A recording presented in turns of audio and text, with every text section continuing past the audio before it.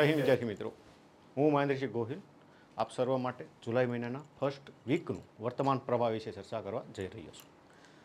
અગત્યના મુદ્દાઓ કે જેમાંથી કંઈક ને કંઈક આવનારી તમામ પરીક્ષાઓમાં પૂછાય એવા મુદ્દાઓ વિશે આપણે ચર્ચા કરવાની છે. આગળ વધીએ. પહેલો જ અગત્યનો ટોપિક છે ગ્લોબલ યુનિકોર્ન ઇન્ડેક્સ. સ્પર્ધાત્મક પરીક્ષાઓમાં આવા ઇન્ડેક્સ પૂછાતા હોય છે. એને કઈ રીતે યાદ રાખવાનું? એને યાદ રાખવા માટે એક પહેલું યાદ રાખીએ, પ્રથમ ક્રમાંકે કયો દેશ છે, તો એ એક યાદ રાખીએ. સેકન્ડ યાદ રાખીએ, ખૂબ અગત્યનું, ભારતનો ક્રમાંક કેટલામો છે. આ બે જ વસ્તુ પૂછાય છે. વચ્ચેનું કોઈ નહીં પૂછાય 10મા ક્રમાંકે કયો દેશ છે, 8મા ક્રમાંકે કયો દેશ, એ નહીં પૂછાય. કયો પૂછાય છે? પ્રથમ ક્રમાંક કોણ છે અને ભારતનો ક્રમાંક કોણ છે. બસ આ જ બે ફેક્ટ રાખીએ અને બાકી આગળ વધીએ. પહેલી વસ્તુ છે ગ્લોબલ યુનિકોર્ન ઇન્ડેક્સ જાહેર કરવામાં આવ્યો છે. ગ્લોબલ યુનિકોર્ન ઇન્ડેક્સમાં યાદ રાખીએ કે ભાઈ વિશ્વમાં સૌ પ્રથમ એટલે કે પ્રથમ ક્રમાંકે કયો દેશ છે, તો કે ભાઈ યુએસએ. યુએસએ એટલે કે આપણે એને અમેરિકા કહેતા હોઈએ છીએ, યુનાઇટેડ સ્ટેટ ઓફ અમેરિકા. આજે અમેરિકા એટલે કે યુનાઇટેડ સ્ટેટ ઓફ અમેરિકા યુનિકોર્નમાં પ્રથમ ક્રમાંકે છે. સાહેબ યાદ રાખીએ ભારત કેટલામાં ક્રમાંકે છે, તો ભાઈ ભારત ત્રીજા ક્રમાંકે છે. ભારતમાં કુલ યુનિકોર્ન કંપનીઓ કેટલી છે, તો કે ભાઈ યુનિકોર્ન કંપનીઓ કુલ 64 છે. બે ફેક્ટ યાદ રાખીએ. પહેલા ક્રમાંકે અમેરિકા, બીજા ક્રમાંકે ચીન અને ત્રીજા ક્રમાંકે યાદ રાખીએ ભારત છે. ભારતમાં કુલ યુનિકોર્ન કંપનીઓ કેટલી છે ભાઈ? 64 એટલે કે 64 છે. હવે ફેક્ટ આપણને યાદ આવવું જોઈએ કે ભાઈ યુનિકોર્ન એટલે શું, હે ને? તો કે ભાઈ યુનિકોર્ન એટલે એવી કંપની કે જેમની માર્કેટ વેલ્યુ $1 બિલિયન થી વધુ હોય. એવી કંપની કે જેમની માર્કેટ વેલ્યુ એટલે કે એમનું મૂલ્ય છે બજારમાં, જે આયાત નિકાસવાળું છે અથવા કે ખરીદ વેચાણનું જે મૂલ્ય છે સાહેબ એ $1 બિલિયન થી વધુ હોય, હે ને? જો કરંટ કરવાની સૌથી બેસ્ટ વે પહેલા આપણે કર્યો ભાઈ કયા દેશ પ્રથમ ક્રમાંકે છે. બીજો આપણે આપણી જાતને પ્રશ્ન પૂછ્યો યુનિકોર્ન કોને કહેવાય, ભાઈ $1 બિલિયન. બિલિયન એટલે શું છે, હે ને સાહેબ? તો યાદ રાખીએ પહેલા આવે છે મિલિયન,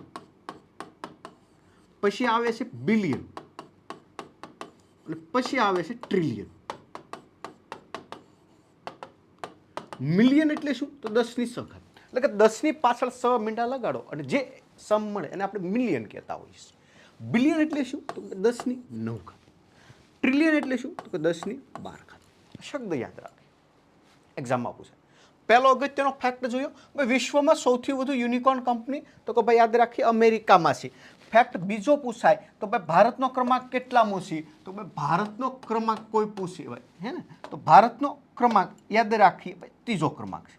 ઓકે, તો પહેલી વસ્તુ યુનિકોર્ન જે કંપનીઓ છે સર એની માટે એક શબ્દ પ્રયોગ થાય છે યુનિકોર્ન, યુનિકોર્ન સિટી કોણ છે. તો યુનિકોર્ન સિટી એટલે કે વિશ્વમાં સૌથી વધુ યુનિકોર્ન કંપનીઓ ક્યાં આવી છે. જસ્ટ એક્ઝામ્પલ સ્વરૂપે તમે એક શબ્દ સાંભળતા હોવ છો કે સિલિકોન વેલી સ્વરૂપે કોણ ઓળખાય છે, તો કે આપણે સિલિકોન વેલી સ્વરૂપે આપણે એક કેલિફોર્નિયા નામના સ્થળને આપણે કહેતા હોઈએ છીએ. સિલિકોન વેલી એટલે એવી ઉદ્યોગો કે જ્યાં સૌથી વધુ આઈટી આધારિત ઉદ્યોગ હોય, કોમ્પ્યુટર બેઝ ઉદ્યોગો હોય, આપણે સિલિકોન વેલી કહેતા હોય.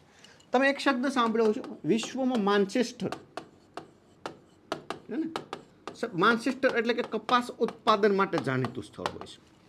તો એ જ રીતે યુનિકોર્ન સિટી આપણે કોને કહીએ છીએ વિશ્વમાં, તો યાદ રાખીએ વિશ્વમાં આપણે યુનિકોર્ન સિટી સ્વરૂપે સેન ફ્રાન્સિસ્કો નામના સ્થળને ઓળખીએ છીએ અને જે મુખ્યત્વે અમેરિકામાં આવેલું છે, જેમાં સૌથી વધુ યુનિકોર્ન કંપનીઓ આવેલી છે. સેકન્ડ આપણને ફેક્ટ થાય તો ભાઈ ભારતમાં પણ કોકની આપણે યુનિકોર્ન સિટી સ્વરૂપે ઓળખતા હોય છે. તો યાદ રાખીએ ભારતમાં આપણે ગુરુગ્રામ છે, રાજ્ય યાદ રાખીએ હરિયાણામાં આવેલું છે. અને હરિયાણા રાજધાની પૂછાય છે, હરિયાણાની રાજધાની પૂછાય તો યાદ રાખીએ ચંડીગઢ છે. પણ હરિયાણામાં ગુરુગ્રામ નામનું સ્થળ છે, એ ગુરુગ્રામ યાદ રાખવા જેવું છે. જે મુખ્યત્વે છે ને ભારતમાં યુનિકોર્ન સિટીઓ છે, સૌથી વધુ યુનિકોર્ન કંપનીઓ ત્યાં આવેલી છે ભારતમાં. અને તમે બી આપણને ફેક્ટ યાદ આવવું જોઈએ, ગુરુગ્રામ હરિયાણામાં આવેલું છે. ઓકે, હરિયાણા રાજધાની પૂછાય ચંડીગઢ છે, અને એના નાયબસિંહ સૈની એમના મુખ્યમંત્રી છે. આવા 2-3 ફેક્ટ પૂછાય તો આપણે ખબર હોજો. તો પહેલો અગત્યનો પોઈન્ટ આપણે જોયો છે, હે ને? તો કે ભાઈ યુનિકોર્ન ઇન્ડેક્સમાં પ્રથમ ક્રમાંકે કોણ? ભારત કેટલામાં? અને મેં બી એના વિશેના એકાદા બે ફેક્ટ યુનિકોર્નના પૂછાય, યુનિકોર્ન સિટી કોણ છે, એવા એકાદા ફેક્ટ આવે તો આપણને ખબર હોવું જોઈએ. ઓકે, સેકન્ડ અગત્યનો પાર્ટ અથવા કે સેકન્ડ જે અગત્યની વસ્તુ છે સાહેબ એ યાદ રાખીએ.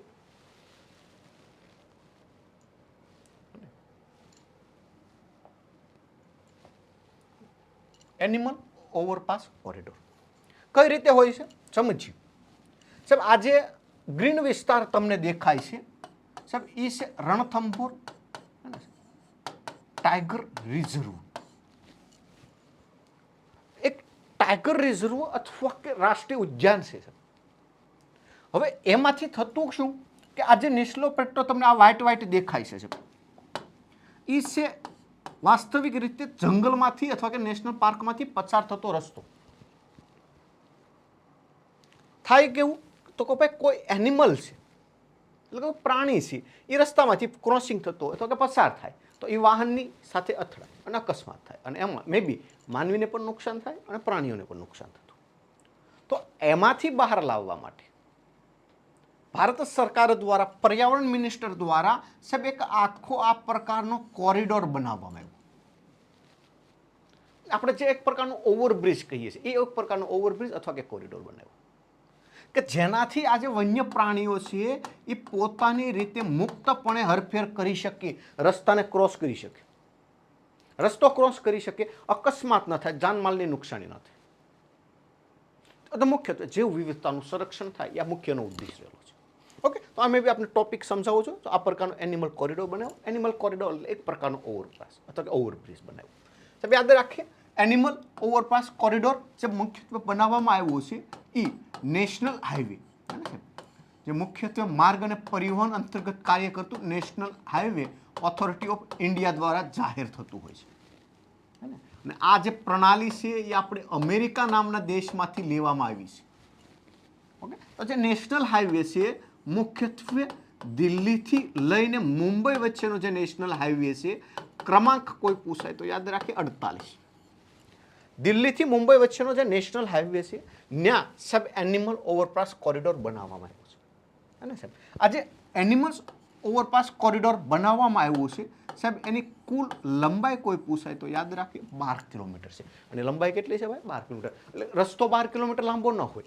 આજે આખો કોરિડોર બનાવવામાં આવ્યો છે ને સાહેબ એ આખો કોરિડોર છે 12 કિલોમીટર લંબાઈ ધરાવે છે. ઓકે, તો આવું મે બી એક્ઝામમાં આવે એનિમલ ઓવરપાસ કોરિડોર કયા નેશનલ હાઈવે ઉપર બન્યો છે? દિલ્હી મુંબઈ. ક્રમાંક કેટલામો? 48મો. લંબાઈ કેટલી? તો ભાઈ 12 કિલોમીટર. શબ્દ અહીંયા આવ્યો છે રણથંભોર ટાઈગર રિઝર્વમાં બનાવવામાં આવ્યો છે.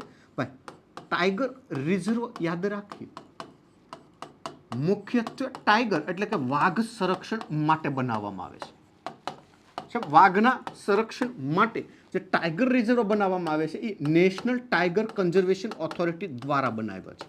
કોના દ્વારા જાહેર થતો હોય છે? તો national tiger conservation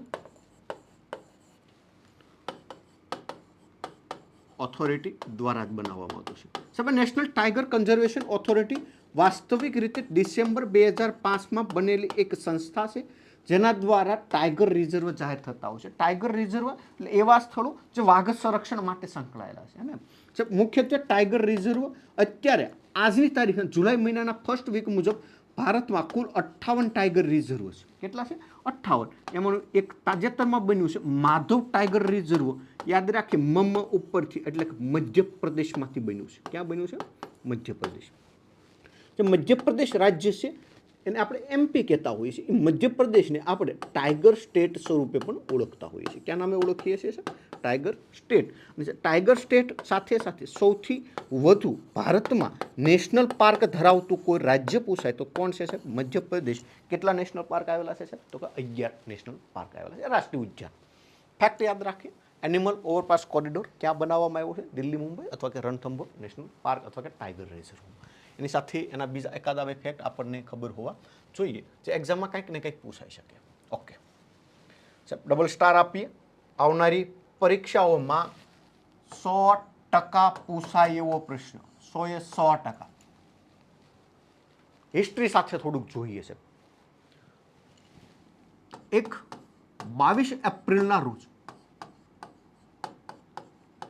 Jammu Kashmir એક ભારતનું યુટી છે. યુટી એટલે કે કેન્દ્ર શાસિત પ્રદેશ છે. કેન્દ્ર શાસિત પ્રદેશ આમ ગણીએ તો બે પ્રકારના હોય. એક કેન્દ્ર શાસિત પ્રદેશ એટલે એવો કેન્દ્ર શાસિત પ્રદેશ કે જ્યાં વિધાનસભા અને મુખ્યમંત્રી છે. એક કેન્દ્ર શાસિત પ્રદેશ એવા પ્રકારના કે જ્યાં વહીવટદાર હોય છે, ઉપરાજ્યપાલ હોય છે.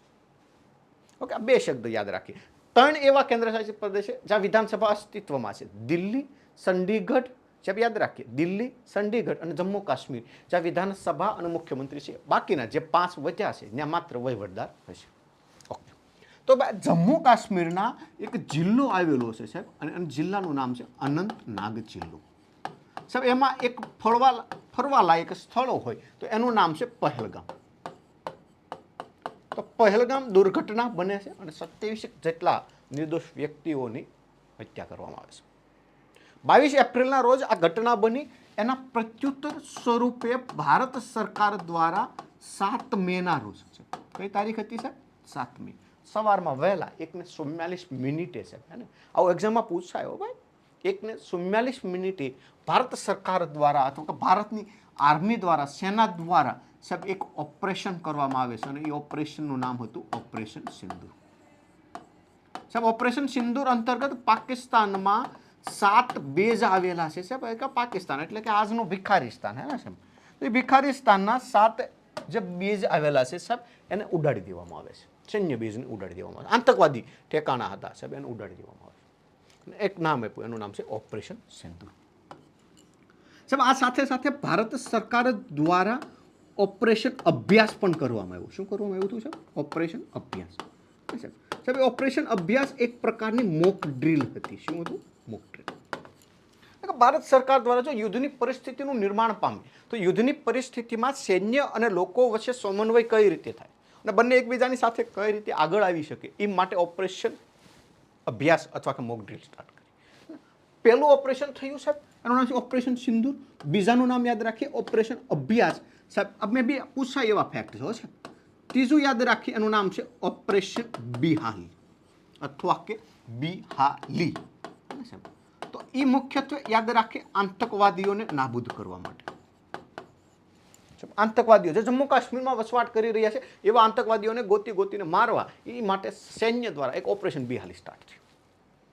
સાહેબ ઓપરેશન સિંદૂર જે થયું એમાંથી યાદ રાખીએ અને આમાંથી પ્રશ્ન આવે છે, એમાં નેતૃત્વ કરનાર વ્યક્તિઓ કોણ કોણ હતા?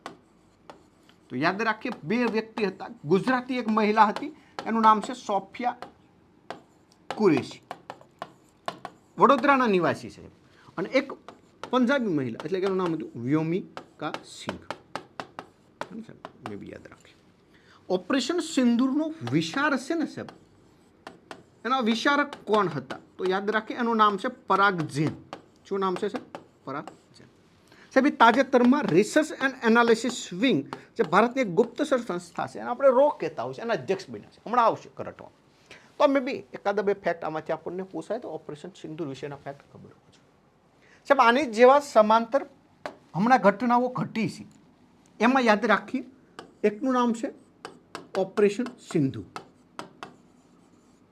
સાહેબ જે ઈરાનમાંથી ભારતીય લોકોને પરત લાવવા માટે સ્ટાર્ટ થયું છે. સાહેબ કઈ રીતે? તો કે ભાઈ ઈરાન ને ઇઝરાયલ વચ્ચે સંઘર્ષ ચાલી રહ્યો છે. કયા કયા દેશ વચ્ચે સંઘર્ષ ચાલી રહ્યો છે? ઈરાન અને ઇઝરાયલ. ઈરાન યાદ રાખીએ, એમની રાજધાનીનું નામ છે તેહરાન. જ્યારે ઇઝરાયલ છે સાહેબ એની રાજધાનીનું નામ છે જેરુસલેમ. સાહેબ વિશ્વની પવિત્ર ભૂમિ સ્વરૂપે એને ઓળખવામાં આવી છે. શા નામે ઓળખાય છે? પવિત્ર ભૂમિ. સાહેબ ઇઝરાયલ અને ઈરાન વચ્ચે જે સંઘર્ષ થયું અને એમાંથી જે ઈરાનમાં જે ભારતના લોકો વસવાટ કરી રહ્યા છે એમને ભારતમાં સહી સલામત રિટર્ન એટલે કે પરત લાવવા માટે ભારતની જે સેના દ્વારા ઓપરેશન થયું, સરકાર દ્વારા ઓપરેશન જે સ્ટાર્ટ થયું, એનું નામ આપવામાં ઓપરેશન સિંધુ. એક તાજેતરમાં કરંટમાં છે, એક યાદ રાખીએ એનું નામ છે ઓપરેશન બ્રહ્મા. સાહેબ ઓપરેશન બ્રહ્મા યાદ રાખીએ જે મ્યાનમાર નામનો દેશ છે સાહેબ, ત્યાં ભૂકંપ આવ્યો અને એ ભૂકંપ દરમિયાન ભારત સરકાર દ્વારા security and growth for all region અથવા કે સાગર પોલિસી અંતર્ગત સાહેબ મ્યાનમારમાં જે મદદ મોકલી અને જે મ્યાનમારને મદદ કરી એનું નામ આપવામાં આવ્યું ઓપરેશન બ્રહ્મા. મે બી એકાદા 2 ફેક્ટ આવે તો આપણને ખબર હોવું જોઈએ. ખૂબ અગત્યનું 100% એક્ઝામમાં આવશે સાહેબ, એનું નામ છે ઓપરેશન સિંદૂર. સાહેબ 100% ઓપરેશન સિંદૂર. જો આમાં કેવી વસ્તુ હોય વર્તમાન પ્રવાહમાં કે મે બી દરેકને ઓપરેશન સિંદૂર અત્યારે મે બી કોઈ પણને પૂછો, હે ને, ઘરે 5 વર્ષનો 6 વર્ષનો દીકરો હોય તો એને પૂછો તો એને ખબર છે ઓપરેશન સિંદૂર છે. ભારત પાકિસ્તાનનો સંઘર્ષ થયો, ઓપરેશન સિંદૂર થયું. સાહેબ એ પ્રશ્ન 80%થી લઈને 90% વર્ગને આવડશે. 100 માર્કનું પેપર હોય તો એ પેપર એટલીસ્ટ સાહેબ 99 માર્કનું બની જાય, કારણ કે ઓપરેશન સિંદૂર જે છે એમાં મોસ્ટ ઓફને આવડે. પ્રશ્ન ક્યાં બને સાહેબ? કરંટ રિલેટેડ જીકે છે ને એ સૌથી વધુ અગત્યનું છે. કરંટ 20 માર્કનું છે તો 20 માર્ક તો કરંટ પૂછાશે, પણ એને રિલેટેડ જે ફેક્ટ છે એ સાહેબ જીકેમાં આવે, હે ને સાહેબ. તો આવું મેં બી યાદ રાખીએ. 22 એપ્રિલે પૂછાય છે ને 7 મે પૂછાય છે, હે ને. તો આપણે આવા ફેક્ટ યાદ રાખવા જોઈએ. વ્યોમિકા સિંઘે પૂછાય ને, સોફિયા કુરેશી પૂછાય. ગુજરાતના મહિલા કોણ હતા? તો પહેલાં વ્યોમિકા સિંઘ વિકલ્પમાં આપે તો યાદ રાખીએ વ્યોમિકા સિંઘ ગુજરાતી ન હતા, સોફિયા કુરેશી ગુજરાત વડોદરાના વતની છે. ઓકે, તો મેં બી આપણને આવા ફેક્ટ ખબર હોવો જોઈએ. કેન્દ્રીય હલ્દી બોર્ડ સાહેબ, તાજેતરમાં ભારત સરકાર દ્વારા કેન્દ્રીય હલ્દી બોર્ડનું નિર્માણ કરવામાં આવ્યું છે. અને સાહેબ હલ્દી શબ્દ ઉપરથી જ ખબર પડે અથવા કે આમાં ફોટામાંથી ખબર પડે છે. હલ્દી એટલે કે હળદરના વિકાસ માટે અથવા કે હળદરનું ઉત્પાદન વધારવા માટે ભારત સરકાર દ્વારા કેન્દ્રીય હલ્દી બોર્ડ નિર્માણ થયું છે. યાદ રાખી સાહેબ, એનું મુખ્યત્વે ભારત સરકાર દ્વારા જે બજેટ રજૂ કરવામાં આવ્યું આ વર્ષનું, એટલે કે 2025-26નું જે બજેટ હતું સાહેબ, એમાં કેન્દ્રીય હલ્દી બોર્ડના વિકાસ અથવા કે નિર્માણ કરવાનો વિચાર હતો. अच्छा, જે હલ્દી બોર્ડનું નિર્માણ થયું સાહેબ એ અંતર્ગત બજેટમાં ભારતમાં 5 જે મુખ્ય વસ્તુઓ છે સાહેબ એનું ઉત્પાદન વધારવા માટેનો વિચાર હતો. પહેલું યાદ રાખીએ સાહેબ, એનું નામ છે સા, હે ને. સા વિના મને ચેન ન પડે, હે ને. હા. બીજું યાદ રાખીએ કોફી, હે ને, આધુનિક વર્ગ માટે. ત્રીજું યાદ રાખીએ મસાલા. સાહેબ આમાં મસાલા બધા તો પણ ઓલો મસાલો ન સમજતા, આ એ મસાલો નહીં સાહેબ, હે ને. એ અમારો ભાવનગરી મસાલો. ચા કોફી યાદ રાખીએ. મસાલા એટલે કે રસોડામાં, હે ને સાહેબ, જે વપરાતા હોય એ. સેકન્ડ યાદ રાખીએ સાહેબ, એનું નામ છે રબર. થર્ડ યાદ રાખીએ એ છે સાહેબ કાપડ. સાહેબ આ મુખ્ય 5 વસ્તુઓના ઉત્પાદન વધારવા માટે સરકાર દ્વારા ફોકસ આપવામાં આવ્યું. કઈ જગ્યાએ હતું ભાઈ? બજેટ 2025-26. સાહેબ એમાંથી મસાલામાંથી એક વસ્તુ પસંદ કરવામાં આવ્યું અને એ છે હળદર, અથવા આપણે એને હિન્દીમાં કહીએ છીએ હલ્દી. સાહેબ એના વિકાસ માટે ભારત સરકાર દ્વારા હલ્દી બોર્ડનું નિર્માણ કરવું. બોર્ડ એટલે કે કોઈ એક કોન્સ્ટિટ્યુશન અથવા કે કોઈ એક બોડી જે હળદર વિકાસ માટે નિર્માણ થશે. સાહેબ આ બોર્ડ ક્યાં નિર્માણ કરવામાં આવ્યું છે? તો કે સાહેબ યાદ રાખીએ નિઝામાબાદ. સાહેબ એ ક્યાં આવ્યું? તો કે ભાઈ યાદ રાખીએ આંધ્રપ્રદેશ. આંધ્રપ્રદેશના નિઝામાબાદમાં સાહેબ હલ્દી બોર્ડનું નિર્માણ અથવા કે એનું વડું મથક બનાવવામાં આવેલું છે. સાહેબ આના વિશેના એકાદા 2 ફેક્ટ આપણને ખબર હોવા જોઈએ. ઓકે, આ સાથે સાથે સાહેબ હળદરના ઉત્પાદનમાં વિશ્વમાં પ્રથમ ક્રમાંકે કયો દેશ જાણીતું? તો કે સાહેબ ભારત. વિશ્વમાં કુલ હળદરનું જે ઉત્પાદન થાય છે સાહેબ એમાંથી 75% હળદરનું ઉત્પાદન ક્યાં થઈ રહ્યું છે? ભારત. વિશ્વમાં 100 ગ્રામ હળદરનું ઉત્પાદન થયું તો એમાંથી 75 ગ્રામ હળદર છે એ આપણા મેરે ભારત મહાનમાં ઉત્પાદન થશે. તો યાદ રાખે વિશ્વમાં સૌથી વધુ હળદર ઉત્પાદન માટે કોણ જાણીતું? તો કે ભાઈ ભારત. કેટલા ટકા? કઈ કઈ વસ્તુના ઉત્પાદન હલ્દી બોર્ડનું? મે બી આના વિશે આપણને ખબર હોવું જોઈએ. ઓકે, ખૂબ અગત્યનો ટોપિક સાહેબ. રિસર્ચ એન્ડ એનાલિસિસ વિંગ યાદ રાખીએ. પહેલો ફેક્ટ છે રો. પૂરું નામ મેં બી દરેકને ખબર છે, રિસર્ચ એન્ડ એનાલિસિસ વિંગ. સાહેબ ભારતની એક જાસૂસ સંસ્થા છે જે મુખ્યત્વે 1968માં બનાવવામાં આવી હતી અને એનું વડું મથક આવેલું છે દિલ્હી. સાહેબ એના તાજેતરમાં અધ્યક્ષ કોને બનાવવામાં આવ્યા? તો કે ભાઈ યાદ રાખે એનું નામ છે પરાગ છે. યસ, ખૂબ અગત્યનો ફેક્ટ હું કહું છું. દરેક સ્પર્ધાત્મક પરીક્ષામાં 1 થી લઈને 2 માર્ક નિમણૂકના છે. 1 થી લઈને 2 માર્ક નિમણૂકના 100% પૂછાય. 1 થી લઈને 2 માર્ક દિવસના હોય. 5 જૂન કયો દિવસ ઉજવ્યો? અને હમણાં 23 સપ્ટેમ્બર એક આવશે, આપણે આયુર્વેદ દિવસ ઉજવવા જઈ રહ્યા છીએ. તો આવા દિવસ હોય. આરબીઆઈ હોય, સેબી હોય, વર્લ્ડ હેરિટેજ સાઇટ હમણાં જાહેર થવા જઈ રહી છે. આવનારા સમયમાં મહારાષ્ટ્રની વાત હાલી રહી છે. જો એ થાય તો એ. તો આ બધા ફેક્ટ અમુક પર્ટિક્યુલરલી નક્કી છે ને, ટીપે ટીપે સરોવર ભરાય. તો આમાં પહેલો ફેક્ટ યાદ રાખીએ, રોના અધ્યક્ષ કોને બનાવવામાં આવ્યા છે? પરાગ સેન. અને પરાગ સેન હમણાં આપણે વાત કરી ઓપરેશન સિંદૂરમાં વિશારક હતા ને, પરાગ સેન હતા. આની જેવી એક સંસ્થા છે સાહેબ, એનું નામ છે આઈબી, એટલે કે પૂરું નામ પૂછાય તો યાદ રાખીએ ઇન્ટેલિજન્સ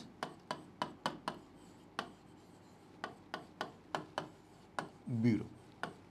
ઇન્ટેલિજન્ટ બ્યુરો સાહેબ, આઈબી એ ભારતની સૌથી પ્રાચીન જાસૂસ સંસ્થા છે, અથવા કે ભારતની સૌથી જૂની પ્રાચીન સંસ્થા કે જે આઈબી એટલે કે ઇન્ટેલિજન્ટ બ્યુરો, જે મુખ્યત્વે ભારતમાં જે ગુપ્ત માહિતીઓ છે સાહેબ એને એકત્રિત કરવા માટે વર્ક કરતી હોય છે. એ જે આઈબી છે સાહેબ, એમના અધ્યક્ષ કોણ છે? તો સાહેબ યાદ રાખીએ તપન એડા. ઓકે, એની સાથે સાથે એક બીજો યાદ રાખીએ, આની જેવી એક સંસ્થા જે હમણાં ખૂબ ચર્ચામાં છે, એનું નામ છે સીબીઆઈ. ત્રણ એક જ સરખી છે સાહેબ, central bureau of investigation. Central bureau of investigation CBI નામની જે સંસ્થા છે 1963માં બને છે સાહેબ. એમના વડુ મથક કોઈ પૂછાય તો ક્યાં આવેલું છે? દિલ્હી. અને એમના અધ્યક્ષ કોઈ પૂછાય તો હાલમાં કોણ છે સાહેબ? પ્રવીણ સૂદ છે. કોણ છે? પ્રવીણ સૂદ. આમનો કાર્યકાળ પૂરો થઈ રહેતો હતો મે મહિના, પણ સરકાર દ્વારા એમને 1 વર્ષનું એક્સટેન્શન આપવામાં, એટલે 1 વર્ષનો એમનો કાર્યકાળ આગળ ધપાવવામાં આવ્યો. સીબીઆઈમાં યાદ રાખીએ એક વ્યક્તિ અધ્યક્ષ હોય છે સાહેબ, એને આપણે ડાયરેક્ટર કહીએ છીએ, અને એને મદદ કરવા માટે 2 સબ ડાયરેક્ટર છે. કોણ છે? સબ ડાયરેક્ટર. આ મે બી આપણને ખબર હોવું જોઈએ સાહેબ. આની અધ્યક્ષ અને સબ ડાયરેક્ટરની પસંદગી વડાપ્રધાન, એમને મદદ કરશે ચીફ જસ્ટિસ ઓફ ઇન્ડિયા, અને એક હશે વિરોધ પક્ષના નેતા. સાહેબ આ 3 વ્યક્તિઓની પસંદગી સમિતિ દ્વારા સીબીઆઈના અધ્યક્ષ અથવા કે સબ ડાયરેક્ટરની પસંદગી થતી હશે. તો અમે બી આપણને એકાદા 2 ફેક્ટ આમાંથી ખબર હોવો જોઈએ સાહેબ. રો, આઈબી, સીબીઆઈ આવા ફેક્ટ પૂછાતા હોય છે ને, એક્ઝામમાં ખૂબ પૂછાય છે. ઓકે, યાદ રાખી નેશનલ સિક્યુરિટી એડવાઇઝર સાહેબ, રાષ્ટ્રીય સુરક્ષા સલાહકાર, તો એનું નામ છે અજીત ડોભલ સાહેબ. મે બી આ ક્યારેક એક્ઝામમાં આવી જાય સાહેબ. ભારતની આર્મીના વડા છે, ગુજરાતી વ્યક્તિ છે સાહેબ, એનું નામ છે ઉપેન્દ્ર દ્વિવેદી. હવે સાહેબ આ મે બી આવે એક્ઝામમાં. ઓકે, તો રાષ્ટ્રીય સુરક્ષા સલાહકાર અજીત ડોભલ, આર્મીમાં ઉપેન્દ્ર દ્વિવેદી છે સાહેબ. નેવીમાં યાદ રાખીએ SR ચૌધરી સાહેબ છે, અને એરફોર્સમાં યાદ રાખીએ એમનું નામ છે અમરપ્રીત સિંહ. ભાઈ આવું પૂછાય હો એક્ઝામમાં. એક આને જેવું છે ચીફ ઓફ ડિફેન્સ સ્ટાફ, અને આ ત્રણેયની ઉપરનો 3 સ્ટાર અધિકારી. કેવો છે? 3 સ્ટાર અધિકારી. તો એનું નામ શું આવશે? Chief of defence staff. હાલમાં કોણ છે સાહેબ? તો યાદ રાખીએ એમનું નામ છે અનિલ ચૌહાણ. આવા પૂછાય હો ભાઈ, સૈન્ય સાથે અત્યારે સરસામાં છે તો પૂછાય. તો મેં બે આપણને ખબર હોવું જોઈએ. અગત્યનો ટોપિક છે રોના અધ્યક્ષ કોને બનાવવામાં આવે છે? Research and analysis wing Bharat સરકાર અંતર્ગત કાર્ય કરતું હોય છે, એનો પરાગ સેન છે. આઈબીમાં તપન હેન્ડા છે. એની સાથે સીબીઆઈ પૂછે પ્રવીણ સૂદ. એની સાથે અમે બી 4-5 ફેક્ટ લખ્યા, એક્ઝામમાં આપણને ખબર હોવી જોઈએ. બિગ બ્યુટીફુલ બિલ એક્ટ પસાર કરવામાં આવ્યું છે. બિગ બ્યુટીફુલ બિલ યાદ રાખી, એનું નામ વાસ્તવિક નામ છે સાહેબ ઓબા બિલ અથવા ઓબા એક્ટ. ઓબા એટલે યાદ રાખીએ one big beautiful bill act. તો આમાંથી ઘણાને બ્યુટીફુલ શબ્દ સાંભળે એટલે આમ ગલગલિયું થાય, તારો આ તો કંઈક હશે તો ખરું આમાં કંઈ, એટલે આમાં તો હા તો બ્યુટીફુલ શબ્દ એવો ને, તો ભાઈ નથી આપણે જે વિચારીએ એવું ન હોય. One big beautiful bill act વાસ્તવિક રીતે આ બિલ છે એ અમેરિકાની સેનેટ અથવા કે આપણે જેને સંસદ કહીએ છીએ સાહેબ, એમાંથી પસાર થઈ ગયું છે. અને એ જે પસાર થયું છે એનો મુખ્ય ઉદ્દેશ છે અમેરિકાના નાગરિકો પર લાગેલો ટેક્સ છે. અમેરિકાના નાગરિક પર લાગેલો ટેક્સ.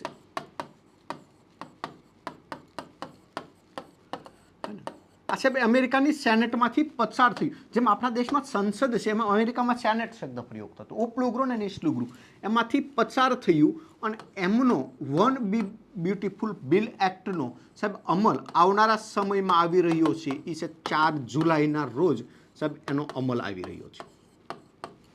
પ્રશ્ન થાય કે ભાઈ 4 જુલાઈને શું કામ પસંદ કરવામાં આવ્યું? તો કે 4 જુલાઈ 1776ના રોજ અમેરિકા આઝાદ થયેલું. પહેલો ફેક્ટ. અમેરિકાનો આઝાદી દિવસ કઈ તારીખ છે? 4 જુલાઈ. હે ને?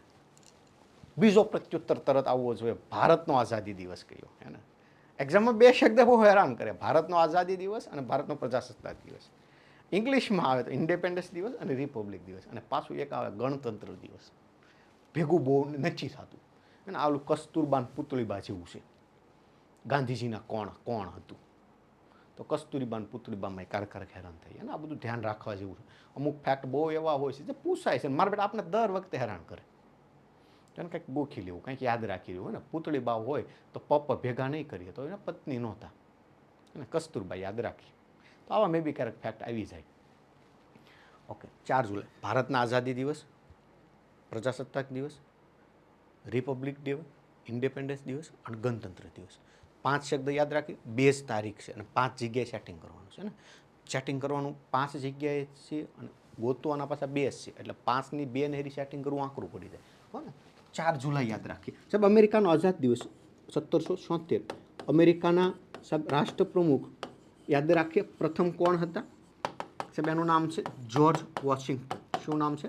સાહેબ જ્યોર્જ વોશિંગ્ટન. સાહેબ પ્રથમ રાષ્ટ્રપ્રમુખના માન સન્માનથી, જ્યોર્જ વોશિંગ્ટનના માન સન્માનથી અમેરિકાએ પોતાની રાજધાનીનું નામ શું જાહેર કર્યું છે ભાઈ? Washington DC. યાદ રાખીએ. ક્વેશ્ચન હવે છે, અમેરિકામાં કોઈ વ્યક્તિ રાષ્ટ્રપ્રમુખ બની શકે ને સાહેબ? કોઈ પણ વ્યક્તિને બનવું હોય એ છૂટ છે, પણ સાહેબ એ વ્યક્તિ મેક્સિમમ 2 વખત બની શકે. સાહેબ કેટલા વર્ષ માટે બની શકે? 4 વર્ષ માટે. મેક્સિમમ 4 વર્ષ માટે બની શકે. 4 એમ 8 વર્ષ માટે બની શકે. 2 જ વખત. તો સાહેબ યાદ રાખીએ. આજે one big beautiful bill act છે સાહેબ અમેરિકાની સેનેટમાંથી પસાર થયું. એ દરમિયાન મતની ટાઈ થઈ ગઈ. શું થઈ? ટાઈ એટલે કે ભાઈ બેયને સરખા મત મળે. મને 4 મત મળ્યા, બાજુવાળા જે વ્યક્તિ છે એને 4 મત મળ્યા. એટલે બિલ પસાર કરવાનો હતો અમેરિકાની સેનેટમાંથી. આ સેનેટમાંથી પસાર કરતા હતા ત્યારે એ દરમિયાન સાહેબ બંને ગૃહને 113 મત મળ્યા. પક્ષમાં 113 મળ્યા અને વિપક્ષમાં 113 મળ્યા. મતની શું થઈ? ટાઈ. સાહેબ આ ટાઈ પડી એટલે એક કાસ્ટિંગ વોટ આવ્યો. શું આવ્યો છે? Casting vote. તમે આવું બંધારણમાં ખૂબ જોયું હશે. ભારતમાં આવો કાસ્ટિંગ વોટ પડે ને ત્યારે એની સત્તા કોની પાસે હોય છે? ગૃહના અધ્યક્ષ પાસે. હે ને સાહેબ? જસ્ટ એક્ઝામ્પલ, લોકસભામાં હોય તો સ્પીકર ઓમ બિરલા પાસે જાય. રાજ્યસભામાં હોય તો રાષ્ટ્રપતિ અથવા કે ઉપરાષ્ટ્રપતિ અથવા કે સભાપતિ અને જગદીપ ધનખડ પાસે જાય. સાહેબ તો એ રીતે છે. તો કાસ્ટિંગ વોટ પડ્યો અને કાસ્ટિંગ વોટ આપ્યું સાહેબ જેડી વિન્ચ. કોને આપ્યું છે? જેડી વિન્ચ. સાહેબ યાદ રાખીએ, જેડી વિન્ચ અમેરિકાના ઉપરાષ્ટ્રપ્રમુખ છે. સાહેબ ગૃહમાંથી પસાર થયું અને પસારની વિરુદ્ધમાં સાહેબ રાજીનામું આપી દીધું. કોને આપી દીધું સાહેબ? ડબલ સ્ટાર આપીએ સાહેબ. એનું નામ છે, રાજીનામું આપનાર વ્યક્તિ એનું નામ છે એલન મસ્ક. સાહેબ એમને અમેરિકાના જે દક્ષતા વિભાગના મંત્રી હતા, એમણે તાજેતરમાં અમેરિકાની સેનેટમાંથી રાજીનામું આપ્યું. કોને આપ્યું સાહેબ? Elon Musk. અને એમને પોતાની એક નવી પાર્ટી બનાવવા જઈ રહ્યા છે. એનું નામ છે અમેરિકન પાર્ટી. નવી પાર્ટી. કેમ કે આપણે ભારતમાં જોઈએ તો બીજેપી છે ને, ભારતીય જનતા પાર્ટી. ઓલું એક કોંગ્રેસ છે, ઇન્ડિયન નેશનલ કોંગ્રેસ. આ પાર્ટી છે. અને હમણાં ઓલું સાવરણા વાળો આવ્યું છે ને, હંસાબેન ભરતભાઈ પરમાર. એટલે હંસાબેન ભરતભાઈ પરમાર આપણે કાઠિયાવાડમાં અમારા બહુ હમણાં એ સરસામ છે આખું. તો ખબર હોય કોનું ક્યારે ક્યારે હાલી જાય એનું કાંઈ નક્કી નહીં. હા.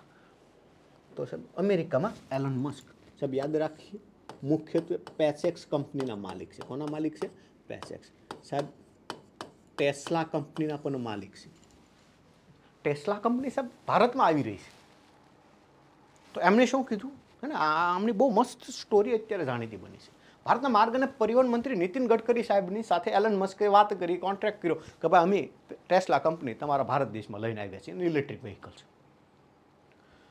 તો નીતિન ગડકરીએ કીધું ભારતમાં આવો માર્ગ અને પરિવહન મંત્રી, તમારું સ્વાગત છે, પણ ખૂબ અગત્યનું, તમે માત્ર ભારતમાં જ મેન્યુફેક્ચરિંગ કરી શકો.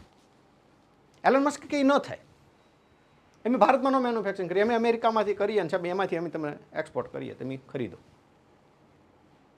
નીતિન ગડકરી કીધું કંઈ વાંધો નહીં, તો અમે તમારી ઉપર 100% ટેક્સ લગાડીશું. સાહેબ ભારતમાં એ કંપની ટેસ્લા કંપની 32 લાખમાં ગાડી આવે છે, સરકાર 100% ટેક્સ લગાડે, 32 નું 64 લાખ થઈ ગયું, કોઈ વ્યક્તિ ખરીદે જ નહીં. હે ને?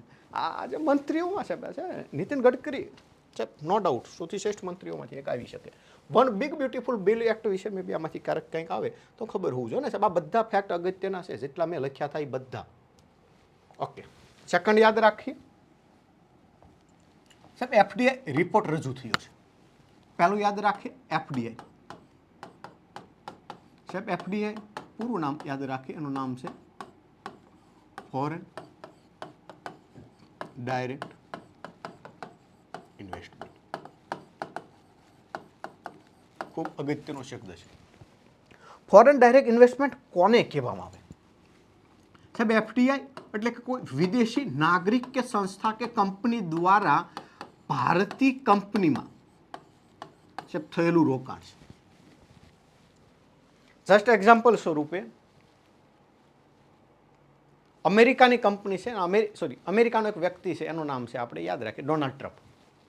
એમણે ભારતની એક કંપનીમાં ઇન્વેસ્ટ કર્યું, તો સાહેબ ટ્રમ્પે જે ઇન્વેસ્ટ કર્યું એની માટે શબ્દ પ્રયોગ થાય એફડીઆઈ. ક્યાં રોકાણ કર્યું સાહેબ? કંપનીમાં, પણ સાહેબ ફોરેન પોર્ટફોલિયો ઇન્વેસ્ટમેન્ટ હે ને, તો એ જે રોકાણ છે સાહેબ એ શેર બજારમાં છે. ક્યાં રોકાણ કરવાનું છે સાહેબ? શેર બજારમાં. જસ્ટ એક્ઝામ્પલ, કોઈ અમેરિકાનો વ્યક્તિ છે ડોનાલ્ડ ટ્રમ્પ અને એ ભારતની શેર બજારમાં ટાટાના શેર ખરીદે તો એની માટે શબ્દ પ્રયોગ થાય એફપીઆઈ અથવા ફોરેન ઇન્સ્ટિટ્યૂટ ઇન્વેસ્ટમેન્ટ અથવા પોર્ટફોલિયો ઇન્વેસ્ટમેન્ટ. બે શબ્દ યાદ રાખીએ છીએ. અને શેર બજાર તો અત્યારે અમથું ત્યાં ને આપણું ભારત છે ને સાહેબ, અત્યારે બે જ શબ્દ ઉપર હાલે છે. એક છે 49 રૂપિયા ડ્રીમ 11, જંગલી રમી પે આવો બાબા. આ પાછું ત્યાં લખેલું હોય તે એ આદત લગાવી શકતી છે. તો મારા બેટા 49નું રોકાણ કરે 7:30 વાગે 1 કરોડ રૂપિયાનું દિવ્ય સપનું જોવે. 1 કરોડ રૂપિયાનું 1 વાગે 7:30 વાગ્યાથી અડધી કલાક મેચ હાલે, પછી માં મેલડીને પ્રાર્થના કરતો હોય, હે માં મેલડી 49 પાસા આપી દે. એ એક હાલે ડ્રીમ 11 જેવું. હે ને સાહેબ, એક છે શેર બજાર. જોક્સ છે કે હું ભાડે રહેતો હતો, મેં મારા મકાન માલિકને શેર બજારના ફાયદા સમજાવ્યા કે શેર બજારમાં પૈસાનું ઇન્વેસ્ટ કરવાથી આ રીતે આગળ જવાય. અત્યારે બંને ભાડે રહી રહ્યા છે. હે ને, તો આવું મેં બી ક્યારેક ક્યારેક આવું આવતું હોય છે. હાલો, લેક્ચરમાં આવ્યો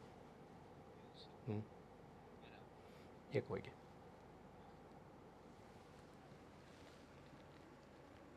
ઓકે, તો મે બી આપણને ખબર હોવું જોઈએ ફોરેન ડાયરેક્ટ ઇન્વેસ્ટમેન્ટ કંપનીમાં છે સાહેબ. આ છે ને એ શેર બજારમાં છે. બે વચ્ચે ફેક્ટ ખબર હોવું જોઈએ સાહેબ. યુએનસીટીએનો રિપોર્ટ રજૂ થયો, એમના મત મુજબ વિશ્વમાં સૌથી વધુ એફડીઆઈ મેળવનારો દેશ કોણ છે સાહેબ? અમેરિકા. સાહેબ યાદ રાખીએ એફડીઆઈ મેળવવામાં ભારતનો ક્રમાંક કેટલામો છે સાહેબ? 15મો. સાહેબ એક શબ્દ આવશે તમારી માટે, એ છે રેમિટન્સ. વિશ્વમાં સૌથી વધુ રેમિટન્સ મેળવનારો દેશ કોણ છે સાહેબ? ભારત. રેમિટન્સ કોને કહેવાય? તો કે ભારતીય જ નાગરિક દ્વારા, ભારતીય નાગરિક દ્વારા વિદેશમાંથી મોકલાવેલ નાણાં. જસ્ટ એક્ઝામ્પલ સ્વરૂપે હું વિદેશમાં સ્થાયી થઈ જાઉં, બ્રિટન લંડનમાં વયો જાઉં રહેવા, અને બ્રિટન લંડનમાં રહેતો મારા ઘરે મારા મમ્મી પપ્પાને હું પૈસા મોકલાવું દર મહિને, તો એની માટે શબ્દ પ્રયોગ થાય રેમિટન્સ. પણ બ્રિટનનો જ કોઈ ભૂરીયો છે સાહેબ, હે ને, તો એ ભૂરીયો પૈસા ભારતમાં જે મોકલાવે છે અથવા જે રોકાણ કરે છે એની માટે એફડીઆઈ વપરાય. કંપનીમાં, શેર બજારમાં છે તો યાદ રાખીએ એફપીઆઈ. બે વચ્ચેનો તફાવત ખબર હોવો જોઈએ. કરંટમાં ખૂબ અગત્યનું, પ્રથમ ક્રમાંકે ભાઈ અમેરિકા, ભારત કેટલામાં તો ભાઈ 15મા ક્રમાંકે. અમે બી આપણે ખબર છે. તાજેતરમાં જે રિપોર્ટ રજૂ થયા છે ને અમુક યાદ રાખીએ, સોરી હે ને સાહેબ, આ તાજેતરમાં જે રિપોર્ટ રજૂ થયા છે ને યાદ રાખીએ.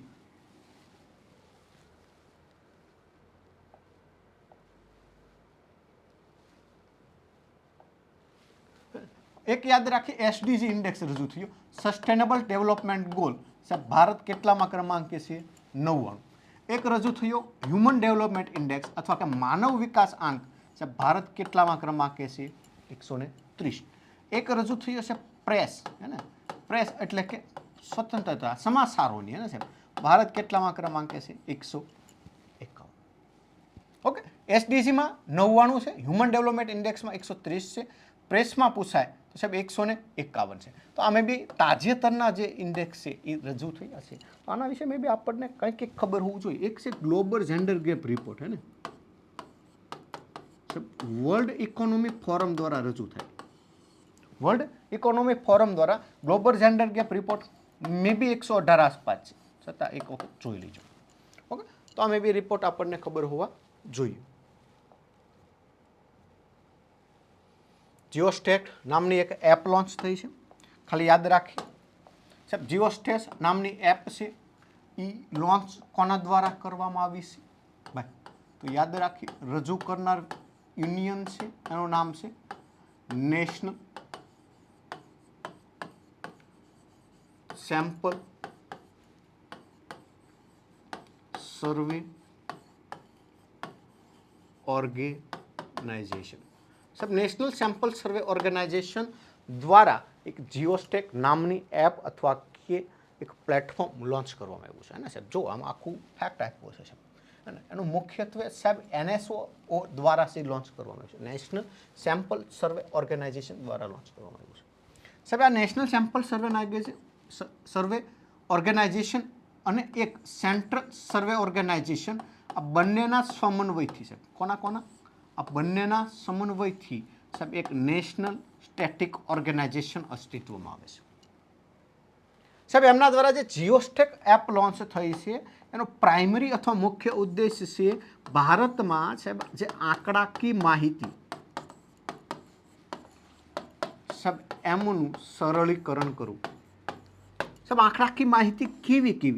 જસ્ટ એક્ઝામ્પલ સ્વરૂપે વસ્તી ગણતરીની માહિતી છે, જસ્ટ જીડીપી ગ્રોસ ડોમેસ્ટિક છે, જસ્ટ એક્ઝામ્પલ ફુગાવાની છે સાહેબ, બેરોજગારીની છે. તો આ તમામ માહિતીનું સરળીકરણ કરવા માટે જીઓસ્ટેટ એપ લોન્ચ થઈ છે. કોના દ્વારા લોન્ચ થઈ? નેશનલ સેમ્પલ સર્વે ઓર્ગેનાઇઝેશન, સેન્ટ્રલ સ્ટેટિક સર્વે ઓર્ગેનાઇઝેશન અને નેશનલ સ્ટેટિકલ ઓર્ગેનાઇઝેશન. જો આખા યુનિયન દ્વારા એક આખી માહિતી લોન્ચ થઈ છે. યાદ રાખીએ, આ જે માહિતી લોન્ચ કરવામાં આવી છે સાહેબ એ એક વ્યક્તિ સાહેબ, અહીંયા ફોટો દેખાય છે ને સાહેબ, અને એમનું નામ છે પીસી મહાબોલોનિસ. શું નામ છે સાહેબ? પીસી મહાબોલોનિસ સાહેબ, જેને આપણે ભારતીય આંકડાશાસ્ત્રના શું કહેતા હોઈએ છે સાહેબ? પિતા. એમનો જે જન્મદિવસ છે 29 જૂન સાહેબ, એને આપણે આંકડાશાસ્ત્ર દિવસ કહીએ છીએ.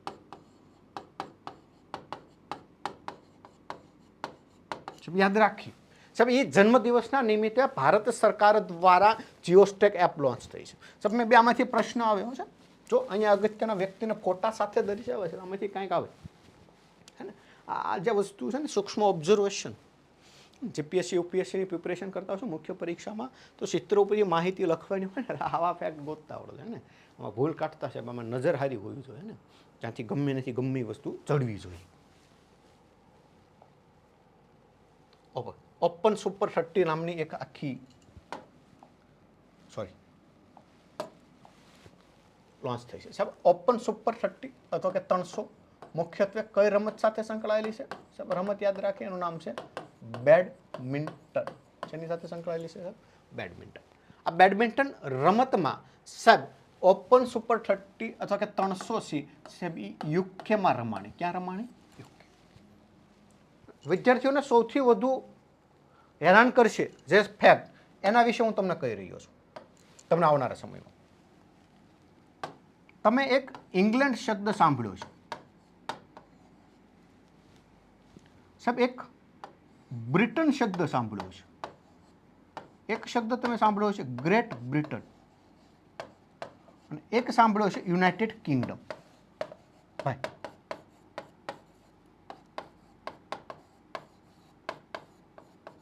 અને એક તમે સાંભળ્યો છે યુરોપિયન યુનિયન.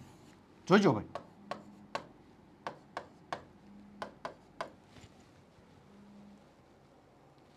ત્રણ શબ્દ તમે આવનારી પરીક્ષાઓમાં કંઈક ને કંઈક આ મે બી આપણને ખબર હોવું જોઈએ કે સાંભળ્યો હોય. એક ઇંગ્લેન્ડ છે, એક બ્રિટન છે, એક ગ્રેટ બ્રિટન છે, હે ને સાહેબ, યુનાઇટેડ કિંગડમ છે અને યુરોપિયન યુનિયન.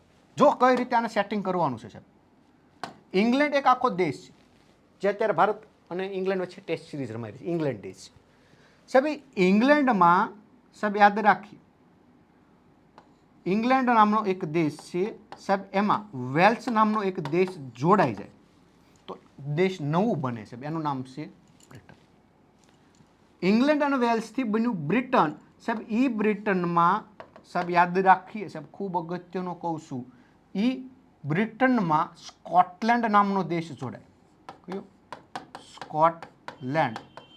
તો બને ગ્રેટ બ્રિટન. આ ગ્રેટ બ્રિટન એટલે કે ઇંગ્લેન્ડ, વેલ્સ અને સ્કોટલેન્ડમાં સાહેબ એક નવો દેશ જોડાય એટલે કે આયર્લેન્ડ. સાહેબ કયો બને? United Kingdom. અને આ યુનાઇટેડ કિંગડમમાં બીજા સાહેબ ટોટલ 27 દેશ જોડાય અને નવો યુનિયન બને, એનું નામ છે યુરોપિયન યુનિયન. અઘરું છે, થોડુંક યાદ રાખવા જેવું. ઇંગ્લેન્ડમાં વેલ્સ જોડાણું, બ્રિટન બન્યું. બ્રિટનમાં સ્કોટલેન્ડ જોડાણું, ગ્રેટ બ્રિટન બન્યું. ગ્રેટ બ્રિટનમાં આયર્લેન્ડ જોડાણું એટલે યુનાઇટેડ કિંગડમ બન્યું. અને એમાં બીજા 27 જેટલા દેશો જોડાય એટલે બને છે યુરોપિયન યુનિયન. સાહેબ આ ઓપન સુપર 30 અથવા કે 300 નામની જે ગેમ્સ છે સાહેબ, બેડમિન્ટન સાથે સંકળાયેલી છે. અને એમાં સાહેબ વિજેતા કોણ બને છે ભાઈ? તો યાદ રાખીએ, વિજેતા માટેનું નામ પૂછાય ને સાહેબ એક્ઝામમાં કે ભાઈ ઓપન સુપર 30 નામની જે ગેમ રમાઈ રહી હતી એમાં વિજેતા કોણ બન્યું. પણ એની સાથે બીજા આપણે જે આ બે ત્રણ ફેક્ટ જોયા છે સાહેબ, તો એ બી આપણને ખબર હોવું જોઈએ કે ભાઈ એમાં ઇંગ્લેન્ડ સાથે બ્રિટન જોડાણું, બ્રિટન સાથે ગ્રેટ બ્રિટન જોડાણું, અને એની સાથે ભાઈ તો મે બી યુનાઇટેડ કિંગડમ અને યુરોપિયન યુનિયન. તો આ મે બી એક્ઝામમાં પૂછાવા જેવા ફેક્ટ છે અને એક્ઝામમાં પૂછાતા હોય છે, વારંવાર પૂછાતા હોય છે. ખૂબ અગત્યનું ઓપન સુપર 300 નામની જે ગેમ રમાણી છે એ ઓપન સુપર 300 નામની જે ગેમ છે સાહેબ, એમાં વિજેતા કોણ બને છે સાહેબ? તો યાદ રાખીએ, એનો વિજેતા એનું નામ છે આયુષ શેટ્ટી. કોણ બન્યું છે સાહેબ? આયુષ શેટ્ટી.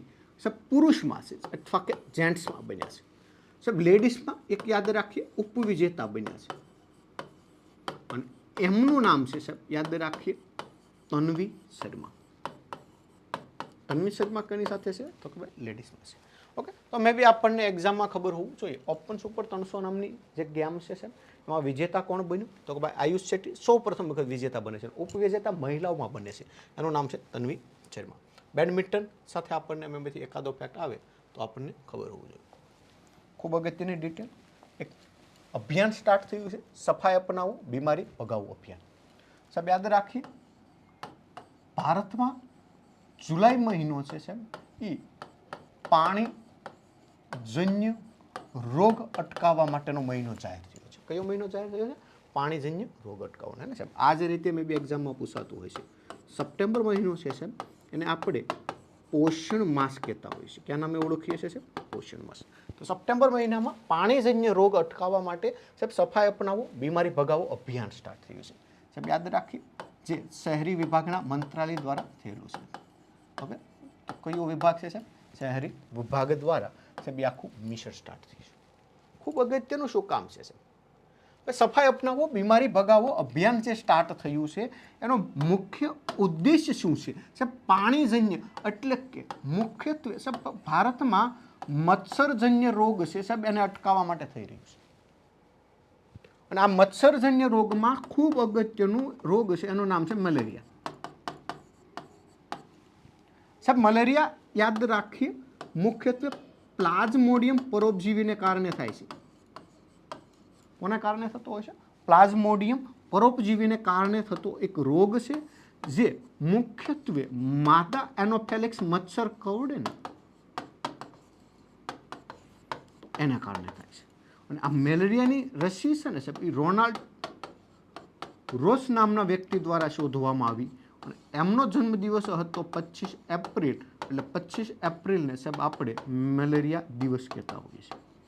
ક્યાં નામે ઓળખીએ છીએ સાહેબ? મેલેરિયા દિવસ રૂપે ઓળખીએ છીએ 25 એપ્રિલ. આ એક્ઝામમાં પૂછાય એવા ફેક્ટ છે સાહેબ. આની સાથે સાથે ભારત સરકાર દ્વારા મેલેરિયાની નાબૂદી માટે એક આખું મેરા અભિયાન સ્ટાર્ટ કર્યું અને જે અંતર્ગત 2030 સુધીમાં ભારતમાંથી સાહેબ મેલેરિયાને નાબૂદ કરવાનો છે. કયા વર્ષ સુધીમાં સાહેબ? 2030 સુધીમાં. ઓકે, એક્ઝામમાં કંઈક ને કંઈક આવું પૂછાય જાય. મુખ્યત્વે સફાઈ અપનાવો, બીમારી ભગાવો અભિયાન સાહેબ મુખ્યત્વે મચ્છરજન્ય એટલે પાણીજન્ય રોગથી અટકાવવાનો છે. વાસ્તવિક રીતે જુલાઈ મહિનામાં સ્ટાર્ટ થવાનું મુખ્ય ઉદ્દેશ શું? ભારતમાં જૂન મહિનાથી ચોમાસું સ્ટાર્ટ થતું હોય છે અને જુલાઈ મહિનાની તરફ જેમ વધો એમ સાહેબ વરસાદની તીવ્રતા અથવા વરસાદની ઘનતા વધતી હોય છે, જેને કારણે સ્થાયી થાય કોઈ પણ જગ્યાએ પાણી ભરાતું હોય છે. પાણી ભરાય એટલે એમાંથી મચ્છરનો ઉદ્ભવ થાય. મચ્છરનો ઉદ્ભવ થાય એ માનવીને કરડે અને માનવીને કરડે એટલે માનવી રોગથી પીડિત થાય. આ મુખ્ય ઉદ્દેશ હોય છે. ફેક્ટ યાદ રાખીએ, જુલાઈ મહિનાને આપણે કયા મહિના સ્વરૂપે ઉજવ્યો છે? પાણીજન્ય રોગ વિરોધી નાબૂદ કરવા માટેનો દિવસ ઉજવ્યો છે, હે ને સાહેબ? મેલેરિયા માટે અમે બી એકાદા ફેક્ટ આપણને આવા એક્ઝામમાં પૂછાય તો ખબર હોવી જોઈએ. મેલેરિયા દિવસ આપણે 25 એપ્રિલને ઉજવીએ છીએ. શરૂઆત 2007થી થયેલી છે. ક્યાંથી સ્ટાર્ટ થયેલી છે? 2007. ફેક્ટ તમને પૂછું છું, હું પાણી પીવું છું. 2007 ભારતના વડાપ્રધાન કોણ છે?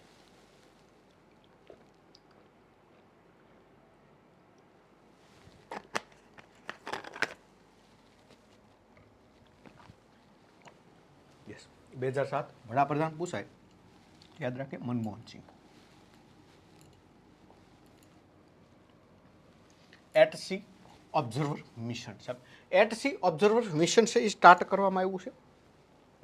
ફોટામાં જોઈએ તો ખબર પડે, હે ને સાહેબ? જો એક તો મોદી સાહેબ દેખાય, અત્યારે આમ જોઈએ તો આખા વિશ્વમાં મોદી સાહેબ જ દેખાય છે. ભારતમાં તો પ્રશંસકો છે અને વિદેશમાં પણ પ્રશંસકો છે.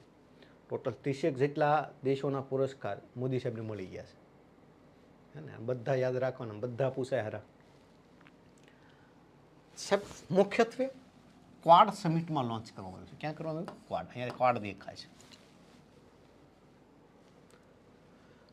ખાલી ક્વાડ ખબર હોય ને તો એટ-સી ઓબ્ઝર્વેશન મિશન ખબર પડી જાય સાહેબ. યાદ રાખીએ 2007માં જાપાનના વડાપ્રધાન હતા, એનું નામ છે શિન્ઝો આબે દ્વારા એનું વિચાર રજૂ કરવામાં આવ્યું અને ક્વાડ નામના યુનિયનમાં સાહેબ યાદ રાખીએ મુખ્યત્વે સાહેબ જાપાન, ભારત, એની સાથે સાથે બીજા યાદ રાખી અમેરિકા, જાપાન, ભારત, અમેરિકા અને છેલ્લે 2011માં જોડાય છે એ દેશ એટલે કે ઓસ્ટ્રેલિયા. આ 4 દેશો દ્વારા ક્વાડ નામના યુનિયનની રચના કરવામાં આવી. એમનો જે મુખ્ય ઉદ્દેશ હતો એ છે હિન્દ મહાસાગરની સુરક્ષા સુનિશ્ચિત કરવી. જોઈએ તો આમ થોડુંક તમને આમ ભારત જેવું લાગશે, આમ એક્ઝેક્ટલી તો નહીં લાગે કારણ કે હું એવું નહીં દોરી શકીએ. ભારત જેવું લાગે એમાં આપણે આમ જોઈએ તો આ બંગાળની ખાડી છે, અરબ સાગર છે, આ જે નીચેનો વિસ્તાર છે સાહેબ એને આપણે શું કહીએ છીએ? હિન્દ મહાસાગર. તો હિન્દ મહાસાગરની સુરક્ષા સુનિશ્ચિત કરવા માટે 4 દેશો આગળ આવ્યા, કે જાપાન, ભારત, અમેરિકા અને ઓસ્ટ્રેલિયા. એમના દ્વારા દર વર્ષે એટલે કે 1992થી સાહેબ યુદ્ધ અભ્યાસ ચાલી રહ્યો છે. એનું નામ છે માલાબાર યુદ્ધ અભ્યાસ. વાસ્તવિક રીતે એ માલાબાર યુદ્ધ અભ્યાસ છે ને ભારત અને યુએસએ દ્વારા જ પ્રારંભ થયો હતો 1992માં. પછી એમાં આગળ જતા બીજા અન્ય દેશો જોડાતા હોય છે. હવે યાદ રાખીએ આજે એટ-સી ઓબ્ઝર્વેશન મિશન શું છે સાહેબ? નામમાં જ અર્થ રહેલો છે સાહેબ, સી. સી એટલે કે ભાઈ દરિયા કિનારાની અથવા કે સમુદ્રની સુરક્ષા સુનિશ્ચિત કરવી. સાહેબ એટ-સી ઓબ્ઝર્વર મિશન અંતર્ગત દરિયા અથવા કે સમુદ્ર વિસ્તારની સુરક્ષા સુનિશ્ચિત કરવા માટે ઓબ્ઝર્વર મિશન સ્ટાર્ટ થયું છે અને એ મિશન કોના દ્વારા પ્રારંભ થયો છે? ક્વાડ. ક્વાડમાં યાદ રાખીએ સાહેબ તાજેતરમાં 2024માં છેલ્લી એની બેઠક છે ને એ અમેરિકામાં મળી હતી. 2025માં એની બેઠક મળવા જઈ રહી છે ભારત. ડબલ સ્ટાર આપીએ આમાંથી ક્વેશ્ચન આવે. દરેક એક્ઝામમાં યુનિયન પૂછાતા હોય છે, હા સાહેબ. યુનિયન હમણાંથી એક્ઝામમાં બીમસ્ટેક પૂછાતું હતું. હવે G7ની બેઠક મળી રહી છે એટલે G7 આવશે.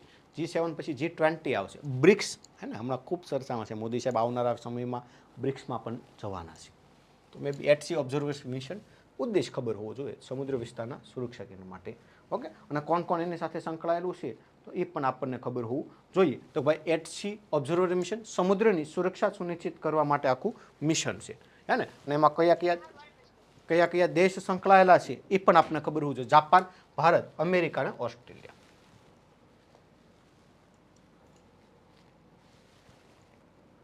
ઓકે સાહેબ, 1 જુલાઈએ ખૂબ અગત્યના દિવસો ઉજવવાના. પહેલું યાદ રાખીએ સાહેબ, ડિટેલમાં ચર્ચા નહીં કરી.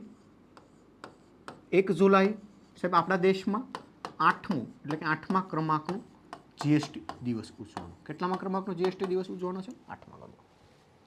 2-3 ફેક્ટ યાદ રાખી લઈએ જે એક્ઝામમાં ખૂબ પૂછાતા હોય છે. સાહેબ જીએસટી માટે એક કેલકર સમિતિ હતી. કઈ સમિતિ હતી સાહેબ? કેલકર. જીએસટી આમ ભણીએ ને તો આમ અડધી કલાક પોણી કલાક વહી જાય, પણ આપણે એના વિશેના ફેક્ટ ખાલી પૂછાય એટલે યાદ રાખીએ. સાહેબ જીએસટી માટે કેટલામો બંધારણીય સુધારો કરવામાં આવ્યો? 101મો બંધારણીય સુધારો. વર્ષ પૂછાય તો 2016. જીએસટીનો અમલ ક્યારે આવે છે?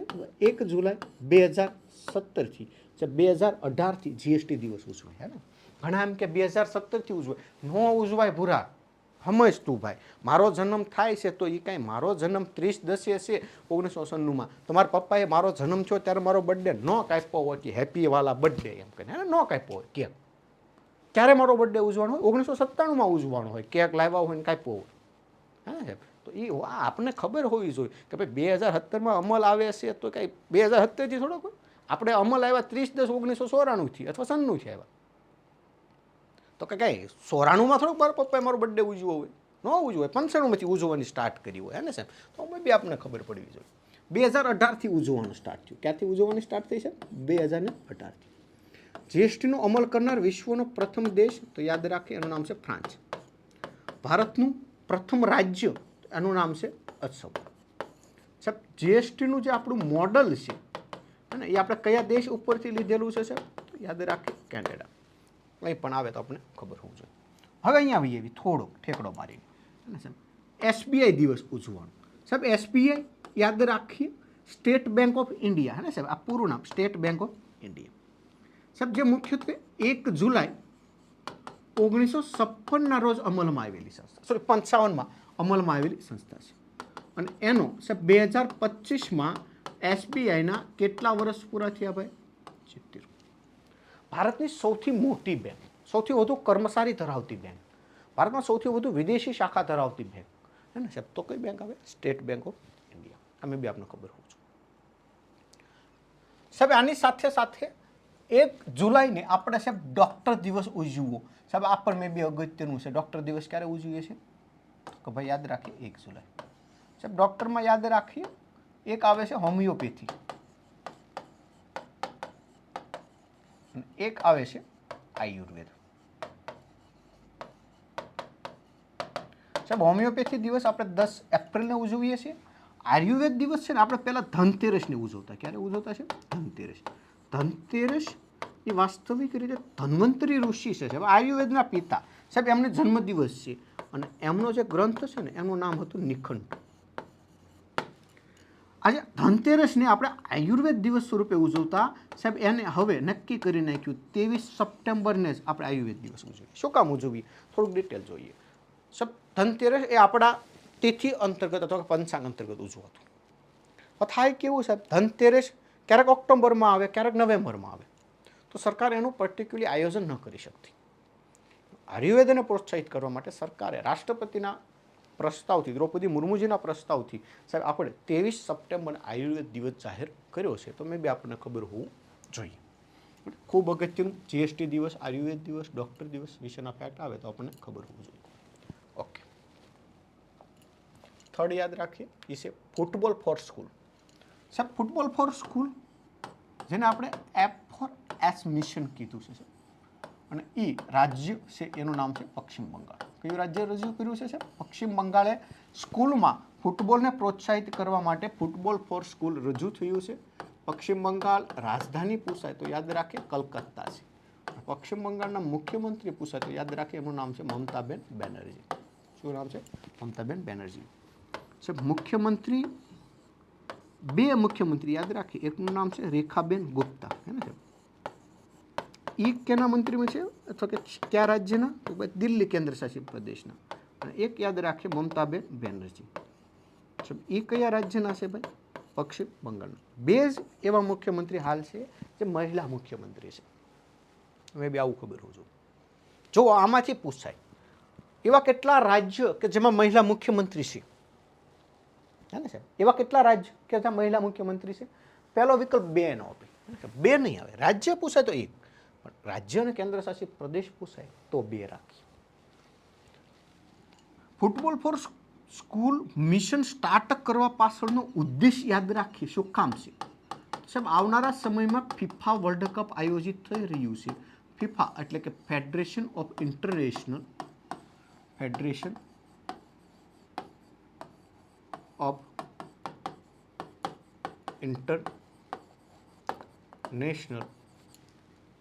ડી ફૂટબોલ એસોસિએશન, है ना साहब? Federation of international D football association. D શબ્દ સાહેબ સાયલેન્ટ છે.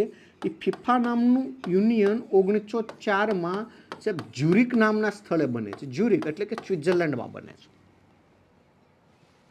અને અધ્યક્ષ કંઈક ઇન્ફાન્ટિનો નામના વ્યક્તિ છે. ઇન્ફાન્ટિનો, હે ને સાહેબ? એ પણ સ્વિટ્ઝરલેન્ડના જ છે. એ ફિફા દ્વારા ફિફા વર્લ્ડ કપનું આયોજન 1930થી સાહેબ વર્લ્ડ કપનું આયોજન થઈ રહ્યું છે. એ ફિફા વર્લ્ડ કપમાં યાદ રાખીએ સાહેબ 2022માં રમાણો હતો અને એ કતારમાં રમાણો હતો. ક્યાં રમાણો હતો ભાઈ? કતાર. એશિયા દેશ કન્ટ્રી છે. ત્યાં રમાણો અને ત્યાં સાહેબ વિજેતા બને છે આર્જેન્ટિના. કયો દેશ બને છે સાહેબ? આર્જેન્ટિના. અને કેટલામી વખત બને છે સાહેબ? થર્ડ વખત. આવનારા સમયમાં 2026 જાન્યુઆરી મહિનામાં રમાશે. ડબલ સ્ટાર આપીએ, પરીક્ષામાં આવશે. 2026માં જે ફિફા વર્લ્ડ કપ આયોજિત થવાનો છે સાહેબ એ અમેરિકા, કેનેડા અને મેક્સિકો. અમેરિકા, કેનેડા અને મેક્સિકોમાં આયોજિત થશે. ક્રમાંક છે 23. કેટલામાં વર્લ્ડ કપ આયોજિત થવાનો છે? 23. વર્ષ કયો છે? 2026. સાહેબ ફેક્ટ આવે હો ને સાહેબ, કયા દેશોમાં આયોજિત થઈ રહ્યું છે. સાહેબ યાદ રાખવા જેવું સાહેબ, ખૂબ અગત્યનું. ફિફા વર્લ્ડ કપમાં સૌથી વધુ વખત કોણ વિજેતા બન્યું છે સાહેબ?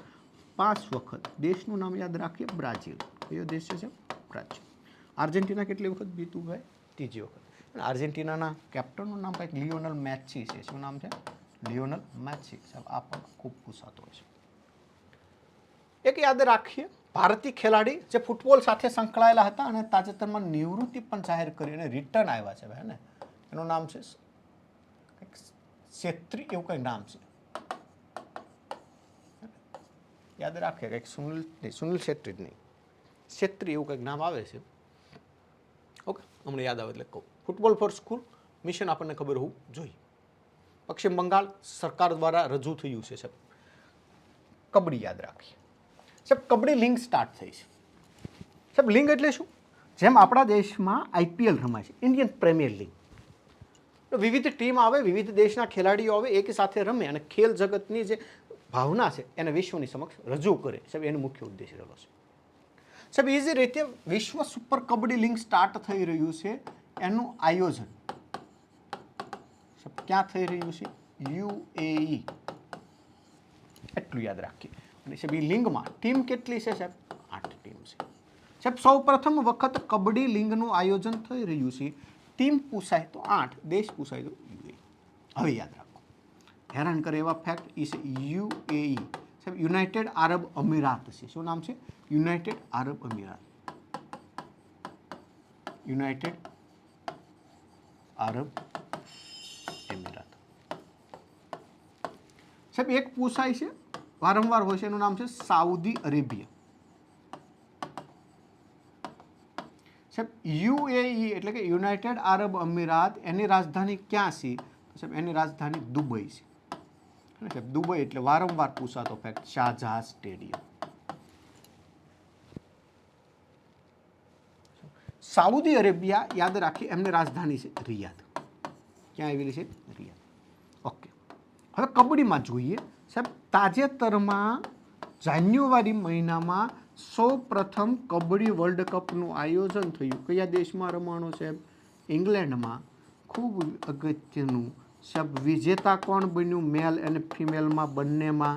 તો સાહેબ મેલ અને ફિમેલ બંનેમાં વિજેતા કન્ટ્રી અથવા દેશનું નામ યાદ રાખે, મેરા ભારત મહાન. અને કબડ્ડી આપણી રાષ્ટ્રીય રમત છે સાહેબ, આપણે મે બી આપણે ખબર હોય છે. કબડ્ડીની રમતમાં મુખ્યત્વે 7 ખેલાડી હોય. કેટલા ખેલાડી હોય છે? 7 ખેલાડી. બબ્બેની 2 સાયકલો, વચ્ચે 3 ખેલાડી હોય. આ રીતે આયોજિત થતું હોય છે. તો મે બી આવા આપણને ખબર હોવું જોઈએ. તો કબડ્ડી લીગ કયો દેશ છે એ મે બી આપણને ખબર હોવું જોઈએ. સાહેબ ઓર્બિટર નાવ યાદ રાખીએ. મુખ્યત્વે ઓર્બિટર નામનું જે શબ્દ છે સાહેબ, એ શેના માટે છે? તો સાહેબ એ ઓર્બિટર નાવ એ આકાશમાં એટલે કે અવકાશમાં રહેલા સેટેલાઇટ બાબતે છે. અવકાશમાં રહેલા સેટેલાઇટ એટલે કે ઉપગ્રહ બાબતે છે. આ યાદ રાખીએ સાહેબ. એ ઓર્બિટર નાવ નામના સર્વે મુજબ વિશ્વમાં સૌથી વધુ પ્રથમ ક્રમાંકે કયો દેશ છે સાહેબ? અમેરિકા. સાહેબ યાદ રાખીએ, ભારતનો ક્રમાંક કેટલામો છે? 6થો ક્રમાંક છે. સૌથી વધુ સેટેલાઇટ લોન્ચ કરવાવાળો દેશ અમેરિકા. ભારત કેટલામાં ક્રમાંકે છે? 6થા ક્રમાંકે છે. ફેક્ટ આવે. ભારતમાં ઉપગ્રહ લોન્ચ કરવા માટે એક સંસ્થા જાણીતી છે સાહેબ, ઈસરો. તાજેતરમાં ઈસરો દ્વારા PSLV C60 દ્વારા સાહેબ એક ડીપ પેસ નામનું મિશન લોન્ચ કરવામાં આવ્યું. કયું લોન્ચ કરવામાં આવ્યું? ડીપ પેસ. 59 નંબરના મિશન દ્વારા પ્રોબા નામનું મિશન લોન્ચ કર્યું. PSLV C58 દ્વારા છે ઈસરો દ્વારા એક્સપોસેટ એક્સરેનો અભ્યાસ માટે છે. અને 57 દ્વારા ઈસરો દ્વારા છે આદિત્ય L1 લોન્ચ કરવામાં આવ્યું. આની સાથે સાથે GSLV F-15 દ્વારા સાહેબ NVS-2 મુખ્યત્વે સાહેબ ઈસરોનું 100મું મિશન હતું. કેટલામું હતું? 100મા ક્રમાંક. કયું વેહિકલનું નામ છે? PSLV F-15 navigation with Indian constellation અથવા કે નેવિગેશન સેટેલાઇટ સિસ્ટમ 2 F-15 દ્વારા. આવનારા સમયમાં F-16 દ્વારા સાહેબ નિશાર પ્રણાલી લોન્ચ કરવામાં આવશે. NASA ISRO synthetic aperture radar. હે ને, ત્યારે આવશે ત્યારે એના વિશે ડિટેલમાં વાત કરીશું. એટલું યાદ રાખીએ, NASA ISRO synthetic aperture radar છે. ઓકે, તો ઈસરો વિશેના ફેક્ટ આવી શકે. ઈસરો પોતાના મિશન હંમેશા સાહેબ Satish Dhawan space centre, Sriharikota, આંધ્રપ્રદેશથી જ લોન્ચ કરતું હોય છે. ક્યાંથી લોન્ચ કરે? Satish Dhawan space centre, Sriharikota, આંધ્રપ્રદેશથી. તો અમે બી આપને ખબર હોય છે. વિશ્વમાં સૌથી વધુ ઉપગ્રહ લોન્ચ કરનારો દેશ, તો સાહેબ યાદ રાખીએ, ઉપગ્રહ કયો દેશ લોન્ચ કર્યો છે સૌથી વધુ? તો કે ભાઈ એનું નામ છે અમેરિકા. અને ભારત કેટલામાં ક્રમાંકે છે સાહેબ? 6થા ક્રમાંકે. એટલે સાહેબ અમેરિકા છે, ચીન છે, રશિયા છે, અને મલ્ટીનેશનલ એટલે કે એકથી વધુ દેશના ઉપગ્રહ હોય, જાપાન. અને ભારત કેટલામાં ક્રમાંકે છે? તો કે ભાઈ યાદ રાખી 6થા ક્રમાંકે. 2024માં ભારતે કેટલા મિશન? માત્ર 42 મિશન લોન્ચ કર્યા છે. ઓકે સાહેબ, સુરીનામા એક નામનો એક દેશ છે સાહેબ, એને તાજેતરમાં મેલેરિયા મુક્ત જાહેર કર્યું છે. સાહેબ મેલેરિયા મુક્ત કોણ જાહેર કરી શકે? તો સાહેબ મુક્ત હંમેશા જાહેર કરી શકે છે વર્લ્ડ હેલ્થ ઓર્ગેનાઇઝેશન. નામ શું છે સાહેબ? વર્લ્ડ હેલ્થ ઓર્ગેનાઇઝેશન દ્વારા જ મેલેરિયા મુક્ત જાહેર થાય. વર્લ્ડ હેલ્થ ઓર્ગેનાઇઝેશન 7 એપ્રિલ 1948ના રોજ અમલમાં આવેલું યુનિયન છે. એટલે 7 એપ્રિલને સાહેબ આપણે હેલ્થ ડે સ્વરૂપે ઉજવીએ છીએ. અને એમનું કોઈ વડું મથક કોઈ પૂછે તો ક્યાં આવેલું છે? જીનીવા. યાદ રાખીએ. બીજો ફેક્ટ સાહેબ, મેલેરિયા મુક્ત જાહેર થયું છે. મેલેરિયા વિશે ઓલરેડી આપણે બધી ચર્ચા થઈ ગઈ છે ને સાહેબ. મે બી આમાંથી કારક ફેક્ટ આપણને આવે તો ખબર હોવું જોઈએ. કયો દેશ બન્યો છે ભાઈ? સુરીનામા. UNSCનું અધ્યક્ષ તાજેતરમાં બન્યું છે સાહેબ જુલાઈ મહિનામાં. કયો દેશ બન્યો છે સાહેબ? પાકિસ્તાન. હે ને ભાઈ, યાદ રાખીએ આ એક UN છે જેને આપણે સંયુક્ત રાષ્ટ્ર સંઘ કહીએ છીએ. એ સંયુક્ત રાષ્ટ્ર સંઘની માન્ય ભાષા કોઈ પૂછાય તો કેટલી છે? 6. યાદ રાખીએ, Francis, Russian, Arabian, Chinese, English અને એક યાદ રાખીએ, હજી છઠ્ઠી એક બાકી છે, સ્પેનિશ. કઈ છે? સ્પેનિશ. આ 6 ભાષા છે. Francis, Russian, Arabian, Chinese, English અને સ્પેનિશ ભાષા. સાહેબ એના અંગ પૂછાય, સાહેબ યાદ રાખીએ કેટલા છે? 5. આ 5 અંગમાંથી ભાઈ એક મહત્વનું અંગ, એનું નામ છે યુએનએસસી, એટલે કે યુનાઇટેડ નેશન સિક્યુરિટી કાઉન્સિલ. સાહેબ એના કુલ સભ્ય દેશો છે 15, 2 પાર્ટમાં વિભાજિત થાય. એક હોય છે સ્થાયી સભ્યો અને એક હોય છે અસ્થાયી સભ્યો. સાહેબ સ્થાયી સભ્ય કુલ 5 હોય છે, અસ્થાયી સભ્ય હોય છે 10. સ્થાયી સભ્ય કોણ કોણ છે સાહેબ? યાદ રાખીએ, ફ્રાન્સ, રશિયા, યુએસએ, ચીન, યુનાઇટેડ કિંગડમ. સાહેબ આ 5 દેશો છે એ સ્થાયી સભ્યો છે. આ જે 5 સ્થાયી સભ્યો છે સાહેબ, એ સૌથી અગત્યનું સાહેબ વિટો પાવર ધરાવે. શું ધરાવે? વિટો પાવર. સાહેબ એટલે જ યુએનએસસીને યુએનનું સૌથી શક્તિશાળી ગ્રુપ કહેવાય છે. શું કહેવાય છે? યુએનનું સૌથી વધુ શક્તિશાળી ગ્રુપ કોણ છે? યુએનએસસી. સાહેબ આ 5 સ્થાયી સભ્યો છે અને 10 અસ્થાયી સભ્યો છે. એ 10 અસ્થાયી સભ્યોમાંનું એક દેશ સાહેબ સૌ પ્રથમ વખત એનો સભ્ય બને છે, એ છે ભિખારિસ્તાન, એટલે કે પાકિસ્તાન. પાકિસ્તાન એનું સભ્ય બન્યું સાહેબ, અને પાકિસ્તાન તાજેતરમાં જુલાઈ મહિનામાં સાહેબ એનું અધ્યક્ષ બન્યું છે. સાહેબ ભારત અત્યાર સુધીમાં યુએનએસસીનું અસ્થાયી સભ્ય કુલ 8 વખત બન્યું છે. કેટલી વખત બન્યું છે સાહેબ? 8 વખત.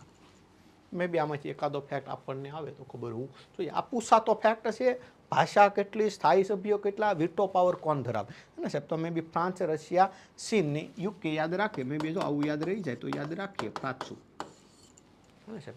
સૂત્ર છે એમ્પ્લોયમેન્ટ લિંક્ડ ઇન્સેન્ટિવ યોજના સ્ટાર્ટ થઈ છે ભાઈ. ડબલ સ્ટાર આપીએ. એક્ઝામમાં સાહેબ આવનારી પરીક્ષાઓમાં 100% પૂછાય અને પૂછાય સાહેબ એવી યોજના, એટલે કે એમ્પ્લોયમેન્ટ લિંક્ડ ઇન્સેન્ટિવ યોજના. સાહેબ એમ્પ્લોયમેન્ટ લિંક્ડ ઇન્સેન્ટિવ યોજના તાજેતરમાં ભારત સરકારના જે બજેટ રજૂ થયું છે, એ બજેટ 2025-26માં એમની જોગવાઈ હતી. સાહેબ એમ્પ્લોયમેન્ટ લિંક્ડ ઇન્સેન્ટિવ યોજના અંતર્ગત સરકાર દ્વારા કુલ કેટલો ખર્ચ કરવામાં આવશે? તો ભાઈ 99,446 કરોડ રૂપિયાનો ખર્ચ થશે. કેટલો ખર્ચ થશે ભાઈ? 99,446 કરોડ રૂપિયાનો ખર્ચ થશે. સાહેબ આ ખર્ચ દ્વારા સાહેબ આવનારા કેટલા વર્ષ? સાહેબ તો ભાઈ 2 વર્ષ સાહેબ 1 ઓગસ્ટ 2025 એટલે કે એટલીસ્ટ 1 મહિના પછી, એટલે કે 2025 સાહેબ 31 જુલાઈ 2027 સુધી આ યોજના ચાલશે. 2 વર્ષ એટલે કે 1 ઓગસ્ટ 2025 31 જુલાઈ 2027 સુધી આ યોજના ચાલવાની છે સાહેબ. 2 વર્ષ દરમિયાન ભારતમાં કુલ 3.7 કરોડ સાહેબ રોજગારનું નિર્માણ થશે. કેટલા રોજગાર નિર્માણ થવા જઈ રહ્યા છે ભાઈ? 3.5 કરોડ રોજગારનું નિર્માણ થવા જઈ રહ્યું છે સાહેબ. આ અંતર્ગત જે રોજગાર વાચુક છે સાહેબ, રોજગાર વાચુક એટલે કે જેને રોજગારી મળી છે સાહેબ, એમને સરકાર દ્વારા 15,000 રૂપિયા પ્રતિ મંથ આપવામાં આવશે. અને જે રોજગારદાતા છે, રોજગારદાતા એટલે કે કંપનીના માલિક છે, કંપની છે સાહેબ, એમને પ્રત્યેક એમ્પ્લોયમેન્ટ દીઠ 3,000 રૂપિયા પ્રતિ મંથ આપવામાં આવશે સાહેબ. યાદ રાખીએ. અને આ માટેની સાહેબ ભારતની એવી તમામ રોજગાર કે જેમનો પગાર 1 લાખ પ્રતિ મંથથી ઓછો છે, એમાં તમામ રોજગાર વાચુકનો અથવા કે રોજગારદાતાઓનો સમાવેશ કરવામાં આવશે સાહેબ. ડબલ સ્ટાર આપીએ. રેવન્યુ તલાટી મુખ્ય પરીક્ષામાં પૂછાય. લ્યો આવનારી દરેક પરીક્ષાઓમાં સાહેબ આ મે બી આપણે સપ્ટેમ્બર મહિનામાં પહેલા વીક અથવા સેકન્ડ વીકમાં ડિવાઇસ હશે સાહેબ, આમાંથી પ્રશ્ન હશે. है ना अमुक टॉपिक कन्फर्म है साहब एमांथी प्रश्न होय होय न होय पहली वस्तु याद राखिए एम्प्लॉयमेंट लिंक्ड इंसेंटिव योजना से मुख्य उद्देश्य શું છે સાહેબ બજેટમાં છે સાહેબ ગયા વર્ષના બજેટમાં બે યોજના હતી પ્રધાનમંત્રી સૂર્યઘર યોજના અને હર ઘર સોલાર યોજના છે સોલાર રૂફટોપ દ્વારા ઇન્સ્ટોલ કરવાની અને 78,000 સબસિડી આપવાની સાહેબ એની જે એક યોજના હતી સૂર્યઘર યોજનાની સાથે સાથે કંઈક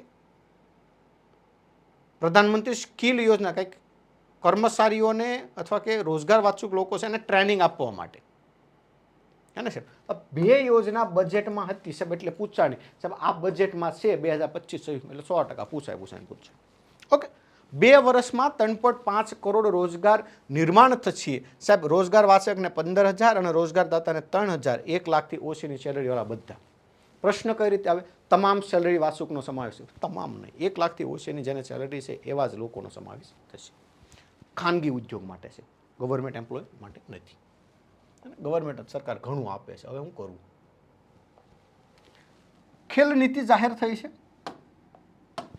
સાહેબ યાદ રાખીએ ભારત સરકારના સાહેબ રમતગમત મંત્રાલય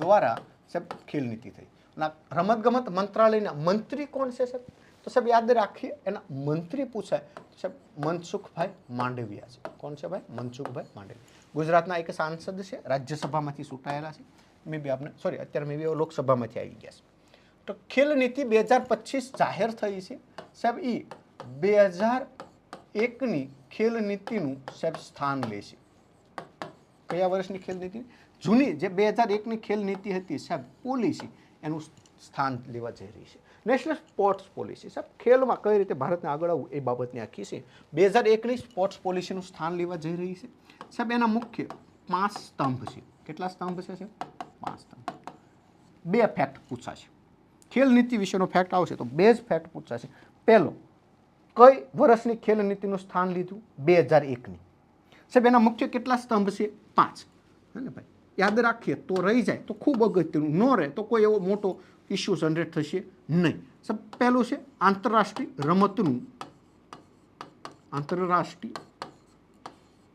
રમતોત્સવનું સાહેબ પ્રોત્સાહિત આપવું આવનારા સમયમાં ભારતમાં 2 આંતરરાષ્ટ્રીય રમતોત્સવ આયોજિત થઈ રહી છે 2030માં ભારતમાં કોમનવેલ્થ ગેમ્સ આયોજિત થશે અને 2037માં સાહેબ 36મા ક્રમાંકની ઓલિમ્પિક આયોજિત થવા જઈ રહી છે આ ખેલ પોલિસીનો પહેલો ઉદ્દેશ્ય આંતરરાષ્ટ્રીય રમતોત્સવનું પ્રોત્સાહિત અથવા કે નેતૃત્વ કરવું સેકન્ડ યાદ રાખીએ સાહેબ એમનો સામાજિક વિકાસ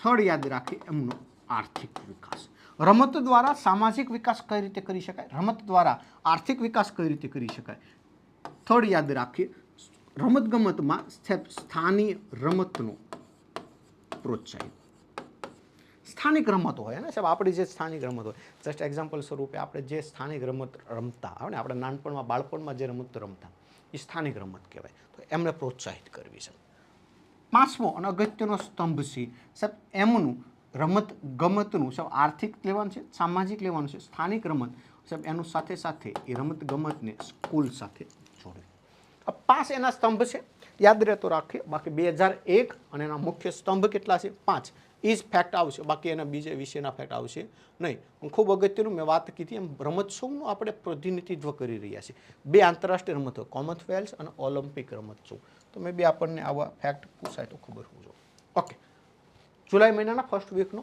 અંતિમ અને ખૂબ અગત્યનો ટોપિક જન સુરક્ષા સંતૃપ્તિ અભિયાન સ્ટાર્ટ થયું છે સાહેબ શરૂ કરનાર કોણ છે તો ગુજરાત સરકાર દ્વારા જન સુરક્ષા સંતૃપ્તિ અભિયાન સ્ટાર્ટ થયું છે સાહેબ એમના દ્વારા આવનારા જુલાઈ મહિનામાં એટલે કે 1 જુલાઈથી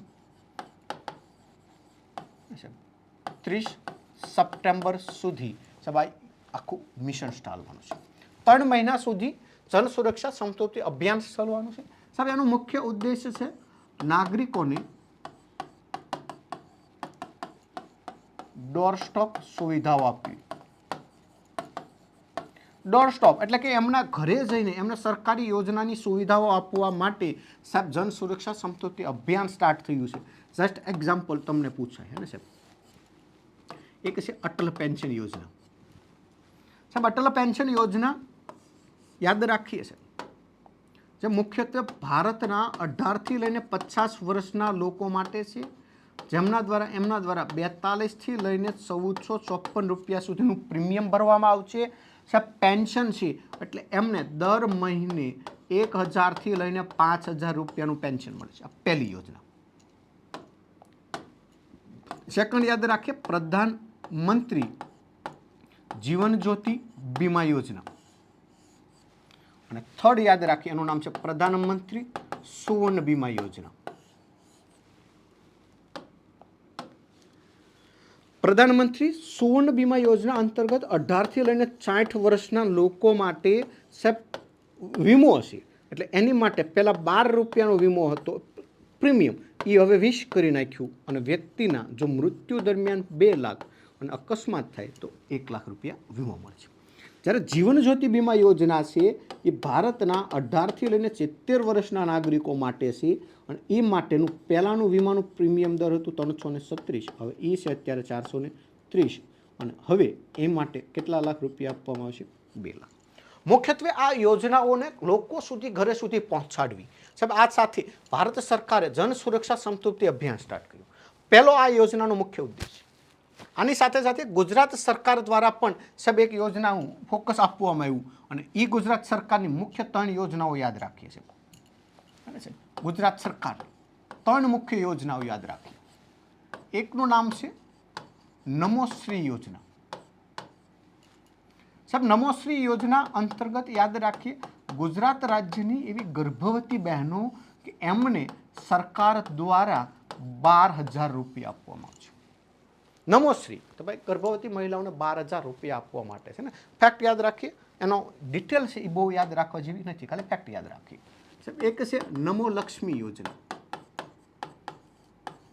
સાહેબ નમો લક્ષ્મી યોજના અંતર્ગત ધોરણ 9થી 12માં અભ્યાસ કરતી સાહેબ દીકરીઓ માટે છે અને એમને સાહેબ 9 અને 10માં પ્રતિ વર્ષ 15000 આપવાના છે અને 11-12માં પ્રતિ વર્ષ 10000 આપવાના છે એટલે ટોટલ 50000 રૂપિયા નમો લક્ષ્મી યોજનામાં દેવાના છે. જ્યારે નમો સરસ્વતી યોજના પૂછાય છે સાહેબ યાદ રાખીએ એનું મુખ્ય નામ છે વિજ્ઞાન સહાય યોજના. સાહેબ વિજ્ઞાન સહાય યોજના દેશની ગુજરાત રાજ્યની સાહેબ દીકરીઓને વિજ્ઞાન પ્રવાહમાં અથવા કે સાયન્સમાં આગળ લાવવા માટે સાહેબ આ યોજના સ્ટાર્ટ થઈ છે. સાહેબ જે અંતર્ગત 11મામાં 15000 અને 10મામાં સાહેબ 10000 એટલે કે 25000 11મામાં 15000 અને 12મામાં 10000 એમ 25000 રૂપિયા ટ્યુશન ફી સહાય આપવામાં આવશે. એટલે આવા પ્રશ્નો હોય ને કુંવરબાઈનું મામેરું છે તો કુંવરબાઈનું મામેરામાં કેટલું આપવામાં આવે છે સાહેબ? 12000. એક સાવિત્રીબા આંબેડકર આંતરજ્ઞાતિ લગ્ન છે તો સાવિત્રીબાઈ આંબેડકર આંતરજ્ઞાતિ લગ્ન છે સાહેબ એમાં 2.5 લાખ રૂપિયા આપવામાં આવશે. આ સરકારના યોજનાઓ છે ને. શૌચાલય નિર્માણ માટે પણ એ પણ છે ને કેટલા આપવામાં આવશે? 12000. સ્પર્ધાત્મક પરીક્ષાની તૈયારી માટે સ્કોલરશિપ આપવામાં આવે છે. શિષ્યવૃત્તિ સહાય યોજના સાહેબ એમાં કેટલા આપવામાં આવતા હોય છે? 20000. ઓકે, તો આવા સરકારી યોજનાઓ લોકોના ડોર સ્ટોપ લોકોના ઘરે સુધી પહોંચાડવા માટે ગુજરાત સરકાર દ્વારા જન સુરક્ષા સમૃદ્ધિ યોજના સ્ટાર્ટ થઈ છે. હવે અભિયાન સ્ટાર્ટ થયું છે જે જુલાઈ મહિનાથી લઈને સપ્ટેમ્બર મહિના સુધી 3 મહિના સુધી ચાલશે. ભારત અને કેન્દ્ર સરકારની યોજના ડોર સ્ટોપ સુધી પહોંચાડવું એનો મુખ્ય ઉદ્દેશ એનો છે. ઓકે, તો જુલાઈ મહિનાના ફર્સ્ટ વીકનું એટલું જે વર્તમાન પ્રવાહ જે અગત્યનું હતું એના વિશે આપણે ચર્ચા કરી. હવે નેક્સ્ટ ટાઈમ મળીશું ત્યારે જુલાઈ મહિનાના સેકન્ડ જે અગત્યના ટોપિક છે, સેકન્ડ વીકનું જે ટોપિક છે સાહેબ એના વિશે આપણે ચર્ચા કરીશું. ત્યાં સુધી જય હિન્દ, જય ભારત.